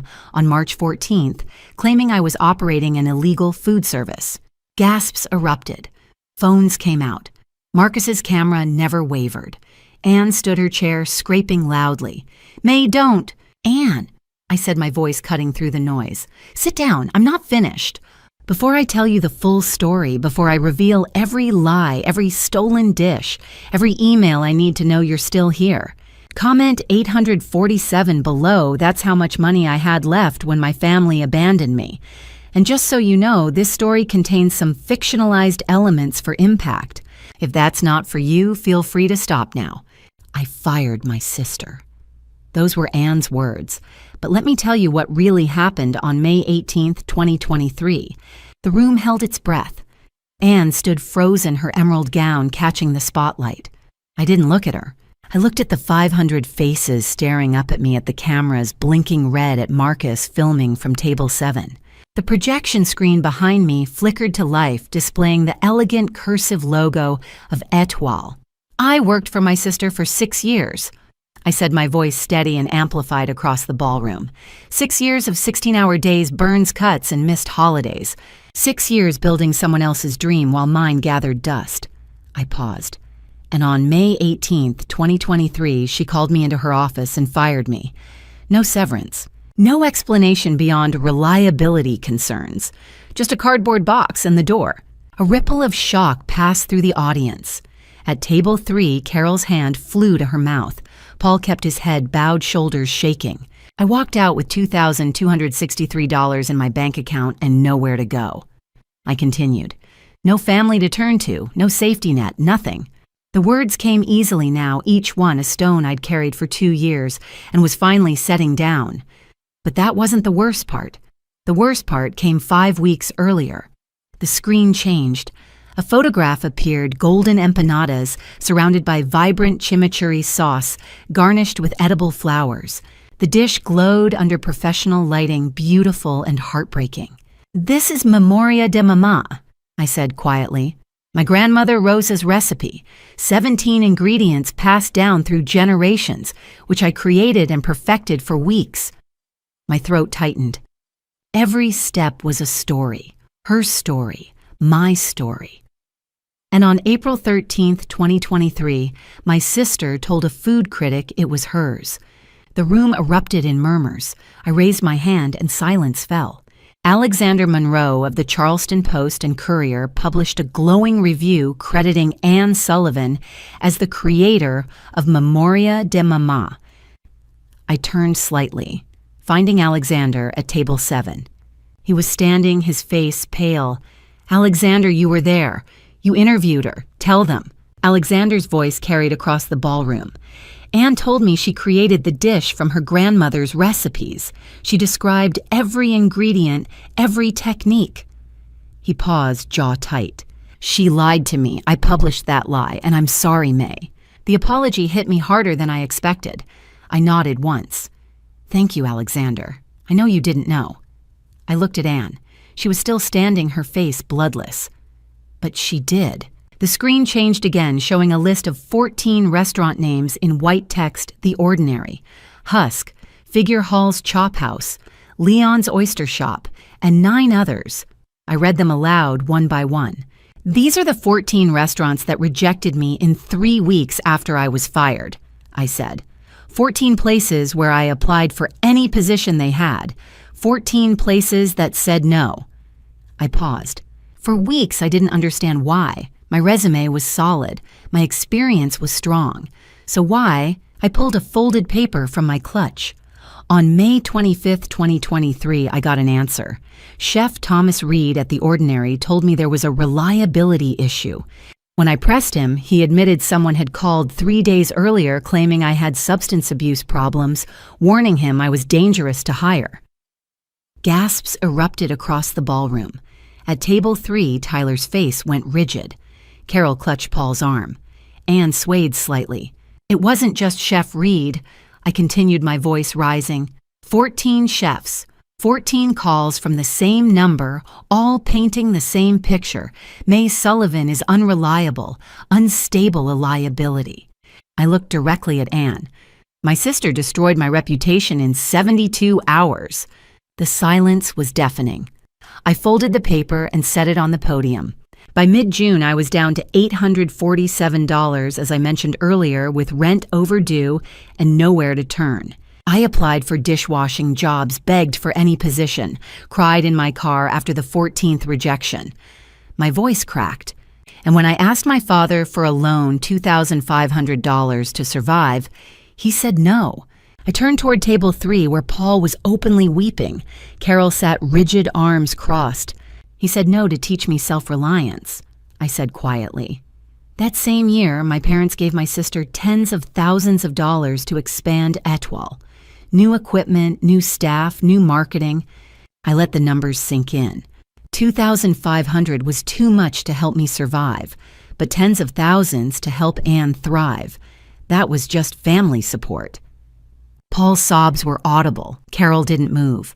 I'm not telling you this for sympathy, I said. I'm telling you because someone saved me. Someone who had no reason to care but did. I gestured toward June Crawford at table 7, tears streaming down her face. June Crawford, 70 years old. She heard me crying through the wall and knocked with butter cookies and a job offer. $25 per meal. Cook for her twice a week because her knees hurt. June pressed both hands to her heart, mouthing, "I love you." I took that job, I said, and with $315 I registered Mesa LLC on August 30th, 2023. No investors, no loans, no family money. Just me, a borrowed kitchen, and a belief that food could mean something more than fame. The screen displayed Mesa's growth, 3,600 guests in 18 months, 68% repeat, rate 0 debt, 0 advertising. I built Mesa in silence, I said. Not because I was hiding, but because I didn't need applause. I needed connection. I needed to prove that food isn't about performance or prestige. It's about people. It's about sitting across from someone and saying, "I see you. You matter." Applause began to swell, but I raised my hand. But while I was building Mesa, while I was feeding strangers and earning back my dignity, my sister was still trying to destroy me. I picked up the health department report and held it high. 2 nights ago, someone made an anonymous health complaint against me. The inspectors found 0 violations and labeled the call malicious. Anne tried to speak. "May I sit down?" The command cut through the room like a blade. Anne sat her legs, giving out, her face crumbling. I reached into my clutch and pulled out a thick stack of papers bound with a black clip. 19 pages, 19 emails. "This isn't just my story," I said, my voice breaking. "It's the story of everyone erased by someone they loved. Everyone blacklisted, gaslit, silenced." I held up the emails. These are 19 emails between my sister, my mother, and my father, planning how to eliminate me from the industry for 14 months. Strategizing, justifying, celebrating. The ballroom was silent except for cameras. I looked out at 500 faces, strangers and friends, critics and chefs. "Do you want to hear them?" I asked. The answer came as one voice, a roar that shook the chandeliers. "Yes." I nodded slowly, my hands steady as I opened the first page. "Then listen. 19 emails. I'm only going to read 5. That's all you need to hear." The stack of papers felt impossibly heavy in my hands. I separated the first page and held it up so the cameras could see the time-stamped header. The projection screen behind me flickered, displaying the email in large font for the entire ballroom to read. "This is email number 1. I said, my voice steady. Sent May 18th, 2023 at 11:47 p.m., the night I was fired. From Anne Sullivan to Carol and Paul Sullivan. Subject, May situation. Action plan. I read aloud each word, deliberate. "I fired May today. It was necessary. We need to ensure she doesn't embarrass the family by working at competitor restaurants and bad-mouthing Etoile. I've started making calls to key chefs in Charleston. Thomas Reed at The Ordinary is already on board. I'll handle the rest this week. This is for the best. She wasn't cut out for this level of work anyway." Gasps erupted across the ballroom. At table 3, Anne's face went completely white. Paul covered his face with both hands. Tyler stared at the tablecloth. I set the first page down and picked up the second. Email number 2, sent June 3rd, 2023, from Carol Sullivan to Paul Sullivan. Subject, May asking for money. Paul, do not send her that money. She needs to learn self-reliance. We've coddled her long enough. Anne is building something real, a legacy. May needs to figure out her own path without dragging us down. If you send her anything, you're enabling her failure. We agreed on this. Paul's sobs echoed across the silent ballroom. Carol sat frozen, her face flushed, deep red arms wrapped around herself. Email number 3. I continued. Sent June 15th, 2023, the day I had $847 left. From Paul Sullivan to Carol Sullivan. Subject, May. I read his words. Carol, I saw May at the Harris Teeter today. She's lost weight. She looks exhausted, worn down. She didn't see me. Are we sure this is the right approach? Maybe just a small loan to help her get on her feet. I paused, then read Carol's reply. She's manipulating you, Paul. She always does this, plays the victim when things get hard. Stay strong. This is what tough love looks like. She'll thank us later. Paul's head dropped to the table, his shoulders shaking violently. Carol didn't move, didn't look at anyone. Email number 4. I said, my voice hardening. September 10th, 2023, Paul to Carol. I heard through a friend that May is cooking for elderly people in North Charleston. Small dinners, nothing professional. She's surviving, but barely. Should we reach out? Carol's reply, no, let her build character. Anne started from nothing too. I looked up. That last line is a lie. Anne didn't start from nothing. She started with tens of thousands of dollars in family investment paid culinary school, and every connection our parents could provide. Murmurs of agreement rippled through the crowd. At table 7, June was crying openly. Marcus had clenched his hands into fists. And finally, email number 5, I said.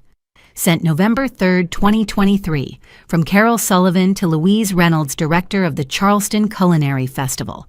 Subject, Rising Star nomination, Anne Sullivan. I read slowly. Dear Louise, I wanted to follow up on our conversation last week. Anne has transformed Charleston's fine dining scene with her innovative approach and original recipes. Étoile has been featured in Southern Living and Food and Wine. I believe she would be an excellent candidate for the Rising Star Award.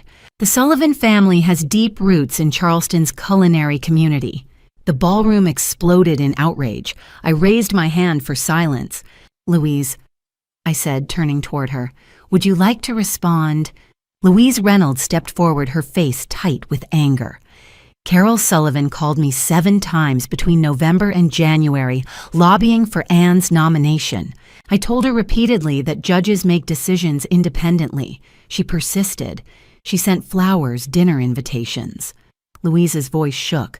I declined every time. I want to make clear Anne's nomination was legitimate, decided by an independent panel. Her mother's interference had no impact on the judge's decision. Thank you, Louise, I said. Louise nodded and stepped back. I looked out at the audience.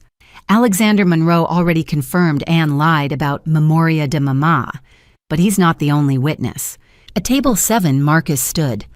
I worked at Étoile for 8 months last year. I watched Anne take credit for May's recipes, plating ideas, menu innovations for 6 years. May would create something beautiful and Anne would present it as her own, every single time. I stayed silent because I needed the job, but I'm not staying silent anymore. The applause for Marcus was immediate and thunderous. I held up the inspection report.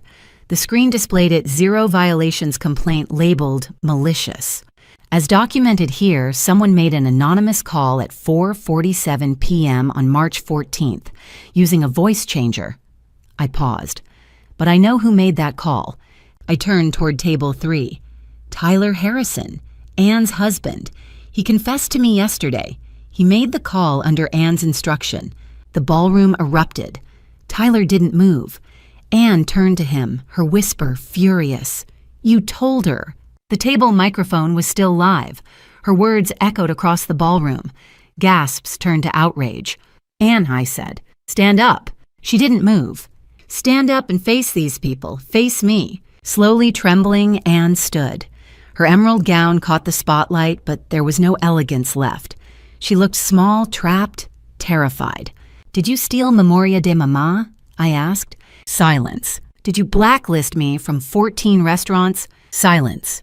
Did you order your husband to sabotage my dinner 2 nights ago? Silence. Tears streamed down her face. Then, thinking her microphone was off, she leaned toward Tyler and whispered, "You were supposed to stay small." The microphone caught it, amplified it, broadcast it to 500 people. The ballroom erupted. Phones came out recording everything. Anne's face crumpled as she realized what she'd said. I stepped back, letting her words hang in the air. Then I returned to the microphone. "I don't need your permission to exist," I said quietly. "I don't need your approval to succeed, and I don't need your family to tell me I'm enough." Anne collapsed into her chair, face buried in her hands, shoulders shaking with sobs. At table 4, Henri Laurent, Anne's culinary school mentor, stood slowly. He shook his head in profound disappointment and walked toward the exit. The ballroom watched in silence. At table 3, Carol grabbed her purse and left without looking back. Her heels clicked sharply against marble, echoing through the silent room. Paul stayed. He sat alone, weeping openly, hands covering his face. Tyler remained seated, staring at his hands, motionless. I turned to the audience, to the 500 strangers and friends who had witnessed everything. "This is for everyone who's been erased," I said, my voice breaking. "Everyone who's been told they're not good enough, not worth investing in. You are not alone. You are enough. And your story matters." For 2 beats, the ballroom was silent. Then June Crawford stood, hands raised high, applauding with everything she had. Then Martha, then Marcus, then Alexander Monroe. Then the entire ballroom, all 500 guests, rose to their feet. The applause was deafening, rolling through the room in waves. I counted silently 10 seconds, 20, 30, 40. 47 seconds of continuous applause, cameras, flashing people, cheering, crying. I picked up the crystal trophy and held it against my chest, feeling its weight, its solidity, its reality. I looked at table 7. June was crying, hands pressed to her heart. Martha was clapping with hands above her head. Marcus was filming, tears streaming down his face. I looked at table 3. Anne sat, broken face hidden. Tyler stared at nothing. Paul wept alone. I closed my eyes and let the applause wash over me. When I opened them, I was no longer afraid. The applause ended. The cameras stopped. And then there was silence, the kind of silence that comes after an explosion.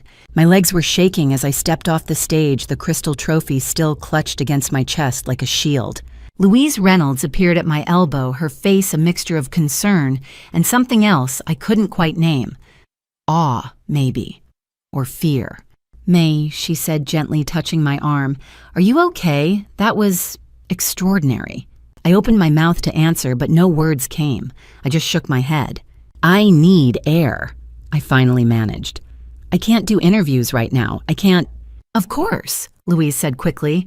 "Take your time. I'll handle the media. You don't owe anyone anything tonight." Before I could respond, June appeared, wrapping her arms around me so tightly I thought I might break. "You were magnificent, baby," she whispered into my hair. "I'm so proud of you." I clung to her, the trophy pressed between us, trying not to cry. I'd already cried enough for one night, for one lifetime. By the time I made it back to table 7 at 8:10, my phone was buzzing nonstop. Strangers approached me. People I'd never met, faces I didn't recognize, pressing my hand, thanking me through tears. "You gave me the courage to stand up to my brother," one woman said, her voice breaking. "He's been taking credit for my work for 5 years. My boss has been stealing my designs," another person added. "I've been too afraid to speak up, but after tonight, thank you." I nodded numbly, overwhelmed by the weight of their gratitude, the sudden realization that what I'd said on that stage wasn't just about me anymore. Marcus grabbed my arm and shoved his phone in front of my face. "May Sullivan is trending on Twitter," he said, his voice urgent and excited. 12,000 mentions in the last 8 minutes. I stared at the screen, watching tweets scroll past faster than I could read them. Support, outrage at Anne, praise for my bravery, calls for accountability. It was dizzying. "I can't process this," I whispered, pushing the phone away. At 8:15, my father appeared beside the table. His eyes were red and swollen, his face aged a decade in the span of an hour. He looked smaller, somehow diminished. "May," he said, his voice hoarse, I I'm so sorry, I failed you. I should have protected you, and instead I raised my hand, cutting him off. Dad, I appreciate the apology, but I can't have this conversation right now, or maybe ever. Please, he said, desperation creeping into his voice. Let me explain. If you want to talk to me again, I said firmly, you need to go to family therapy. You need to understand what you did and why it was wrong. And then maybe in 6 months we can have this conversation. He stared at me for a long moment, then nodded slowly. I understand. I'll do it. Good. Now please leave. I need to be with people who actually showed up for me. He turned and walked away, shoulders slumped, and I felt nothing. No guilt, no sadness, just a strange, hollow relief. At 8:20, my phone buzzed again. A missed call from Carol, then a voicemail notification. I hesitated, then put it on speaker so June could hear. Carol's voice was cold and furious, every word sharp as broken glass. You humiliated this family tonight, May. You ruined your sister's career, dragged our name through the mud, all for your petty revenge. You're selfish, vindictive, and cruel. Don't ever contact me again. I stared at the phone for 3 seconds, then deleted the voicemail without responding. Good girl, June said quietly. At 8:30, another text came through. This one from Anne. I need to talk to you, alone. Parking garage level 3, please. Marcus saw it over my shoulder. Don't go, it's not safe. She's right, June said. Don't give her the satisfaction. I stood handing June the trophy. I need to do this, one last time. I need closure. Then I'm coming with you, June insisted. No, I said gently. This is something I have to do alone. I found Anne at 8:47, leaning against a concrete pillar on the 3rd level of the parking garage. Her makeup was destroyed mascara streaking down her cheeks, her emerald Dior gown wrinkled and stained. She looked up when she heard my footsteps. You destroyed me, she said. I stopped 6 feet away, keeping my distance. No, you destroyed yourself. I just told the truth. You had no right to humiliate me like that in front of everyone, she spat. I gave you a job. You fired me, I interrupted. You blacklisted me. You tried to sabotage me 2 nights ago. Don't rewrite history now that you've been caught. I was protecting the family. Anne sobbed. Protecting Etoile. You were protecting yourself. There's a difference. The garage echoed with the distant rumble of car engines, the hum of fluorescent lights. For a moment, neither of us spoke. Do you remember when we were kids? I asked, my voice softening slightly. 9 and 13, we made empanadas in Abuela Rosa's kitchen. You taught me how to fold the dough. Anne looked up, surprised. You were kind then, I continued. You were my hero. What happened to that person? Her face crumbled. Mom happened. She told me there was only room for one successful daughter, that I had to choose support you or succeed myself. Fresh tears spilled down her cheeks. I chose wrong. I know I chose wrong. My chest tightened, but I stayed firm. That's not an excuse. Carol manipulated both of us, but I chose to break free. You chose to become her. I'm sorry, Anne whispered. I'm so sorry, May. I know, I said, but sorry doesn't undo 6 years of stolen credit. Sorry doesn't undo the blacklist. Sorry doesn't give me back the time I spent crying in my car wondering if I'd ever work again. Anne covered her face, her whole body shaking with sobs. I don't hate you, Anne, I said quietly. I pity you, because you'll spend the rest of your life wondering what you could have built if you'd been brave enough to be yourself. I turned and walked toward the elevator. Behind me, Anne's sobs echoed off the concrete walls, but I didn't look back. When I returned to table 7 at 8:55, Marcus met me with his phone. Alexander Monroe just published an article. The Sullivan Sisters, A Tale of Two Chefs. It's everywhere. Turn off my notifications, I said, suddenly exhausted. All of them. I don't want to see any of it tonight. Marcus nodded and took my phone, switching it to Do Not Disturb. I sat down beside June and leaned my head on her shoulder. Can I just stay here with you, my real family? June kissed the top of my head. Baby, you're home. Later, driving through the dark streets of Charleston with the city lights blurring past my windows, my phone buzzed. An emergency contact override, a text from Tyler. I pulled over and read it. Anne checked into a hotel. I'm filing for divorce tomorrow. She's completely broken. She needs help, professional help. I'm sorry for everything. You deserved better. We all failed you. I stared at the message for a long moment, then looked at the crystal trophy on the passenger seat. It caught the streetlight, glowing soft gold in the darkness. I didn't feel triumph. I didn't feel revenge. I felt relief, like I'd finally exhaled after holding my breath for 2 years. I put the car in drive and headed home. The world moved fast after that night, but I slowed down, intentionally. My phone wouldn't stop ringing. Good Morning America, Netflix, Food Network. They all use the same words, platform exposure opportunity. They all miss the point. I sat at my kitchen table with June on the 3rd day staring at 17 media requests. I didn't do this to become famous, I told her. I did it to be free. Then be free, June said. I declined every major outlet except one Charleston magazine. I'd tell my story once locally for the people who lived it with me. Then I was done. By late March, Etoile had closed, doors locked. March 28th. Bankruptcy filed April 2nd. Anne was admitted to Palmetto Behavioral Health for 30 days. A week later, her Instagram disappeared, 78,000 followers gone. Everything deleted. Digital silence. June asked how I felt. I said honestly. But not guilty. She made her choices. I made mine. I sent one text to Tyler. I hope she gets the help she needs. He replied, thank you. She does. The package arrived April 18th with no return address. Inside was a cloth-wrapped book that smelled like cinnamon and thyme. Grandmother Rosa's original recipe book. Handwritten in Spanish and English pages, stained with decades of use. Recipes for empanadas, panna cotta, chimichurri arroz con leche. Instructions in fading ink measurements in grams and cups and handfuls, and until it feels right. Tucked inside was a note on cream stationery. May. This belonged to your grandmother. It should have gone to you years ago. I'm sorry I kept it from you. I'm sorry for many things. Mom. I sat on my kitchen floor, clutching the book, and sobbed. Then I called my father, first contact since the gala. May. His voice shook. Tell Mom thank you. I managed. It means everything. He started crying. Can we talk, please? Not yet, I said, but maybe soon. On April 25th, I met them at Kudu Coffee. Carol looked smaller, older. Paul's hands shook, holding his coffee cup. We've been going to therapy twice a week, Carol said quietly. Good, I said. Keep going. Paul leaned forward. We want to rebuild, I interrupted gently. I need 6 months. 6 months of no contact while you focus on therapy and understanding what you did. Carol flinched but nodded. After 6 months we can talk, I continued. We can try, but I'm not promising reconciliation. I'm promising a conversation. That's more than we deserve, Paul said, his voice breaking. Yes, it is. We sat in silence, drinking coffee.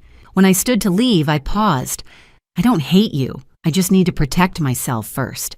Walking out into April sunlight, I felt lighter than I had in years. After the gala, strangers donated $47,000 to a GoFundMe Marcus set up without telling me. I stared at the number on my laptop screen at June's kitchen table. What are you going to do with it? June asked. I knew immediately. Grandma's table. The project launched in early May free weekly meals for elderly residents in underserved North Charleston neighborhoods. I hired 3 people to help. Terrell, 42, formerly incarcerated 5 years clean, who told me nobody had given him a real chance since he was 20. Jasmine, 27, recovering addict culinary school dropout whose hands trembled, chopping onions but whose sauces were extraordinary.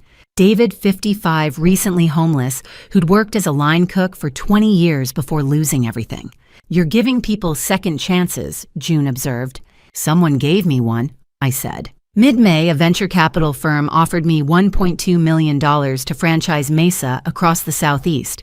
I declined via email. Mesa isn't a business model, it's a philosophy. You can't franchise care. You just turned down $1 million, Marcus said, staring at me. I know, I said, and I've never felt richer. On May 20th, I hosted pop-up dinner number 147 at Blue Bicycle Books, where it all began. 18 guests, the same number as the first dinner. I plated lemon panna cotta for dessert, the same recipe from that nervous September night when Mesa was just an idea and a prayer. The guests laughed and shared stories and held hands across the table, and I realized this was what winning looked like. My phone buzzed twice during dessert. Paul, 3 months of therapy, learning a lot about control favoritism and failure. I hope we can talk soon. I miss you. And day 47 of sobriety and therapy. I'm sorry isn't enough, but I'm trying to become someone who deserves forgiveness. I don't expect you to respond. I just wanted you to know. I read both messages, then set my phone down. I didn't reply immediately, but I saved them both. And I felt something I hadn't felt in 2 years, hope. Looking around the table at strangers becoming friends, at laughter echoing off brick walls at connection, happening in real time, I understood something fundamental. I didn't need my family's validation anymore. I only wanted a healthy relationship if we could build one. And if we couldn't, I'd survive that too. I won not because of the Rising Star Award. I won because I chose my life and lived it on my terms. That was the only victory that mattered. That night, I slept peacefully in my small apartment. My walls were covered with handwritten thank you cards from Mesa guests. You saved my life. I'm not lonely anymore. Thank you for seeing me. Grandmother Rosa's recipe book lay open on the kitchen counter to the empanada page stained and beloved. The crystal trophy sat on my bookshelf surrounded by cookbooks, no pedestal, no spotlight, just another object in a life well lived. No empire, just a table. And that was more than enough. And to you listening to this story, remember this. I spent 2 years believing God had abandoned me when Anne fired me and turned my parents against me. I cried, asking why he'd let family betrayal destroy me. But now I see his hand everywhere. When June knocked with butter cookies, that was God. When I scraped together just enough to register Mesa, that was God. When I held evidence of family revenge plotted for 14 months on that stage, that was God giving me strength I never knew I had. Family betrayal doesn't define you. Your response does. Don't be like me. Don't wait 2 years to set boundaries. Don't let guilt silence you when someone, even family, is destroying you. Speak up sooner. Ask for help sooner. Don't confuse loyalty with self-destruction. My advice, if someone blacklists you or gaslights you, document everything. Then walk away and build something they can never touch. Family revenge isn't about destroying them publicly. It's about building a life so authentic they can't compete. And when God closes the door on toxic relationships, don't pick the lock. That's my story. Messy, painful, but mine. Now I want to hear yours. Have you experienced family betrayal or family revenge? How did you survive? Drop your story in the comments. Your courage might save someone else. If this resonated, please share it and subscribe for more real-life lessons. Thank you for staying until the end. One final note, upcoming stories contain fictionalized elements for educational purposes. If that's not for you, feel free to explore other content. God bless you. Remember, no empire needed. Just a table, that's enough.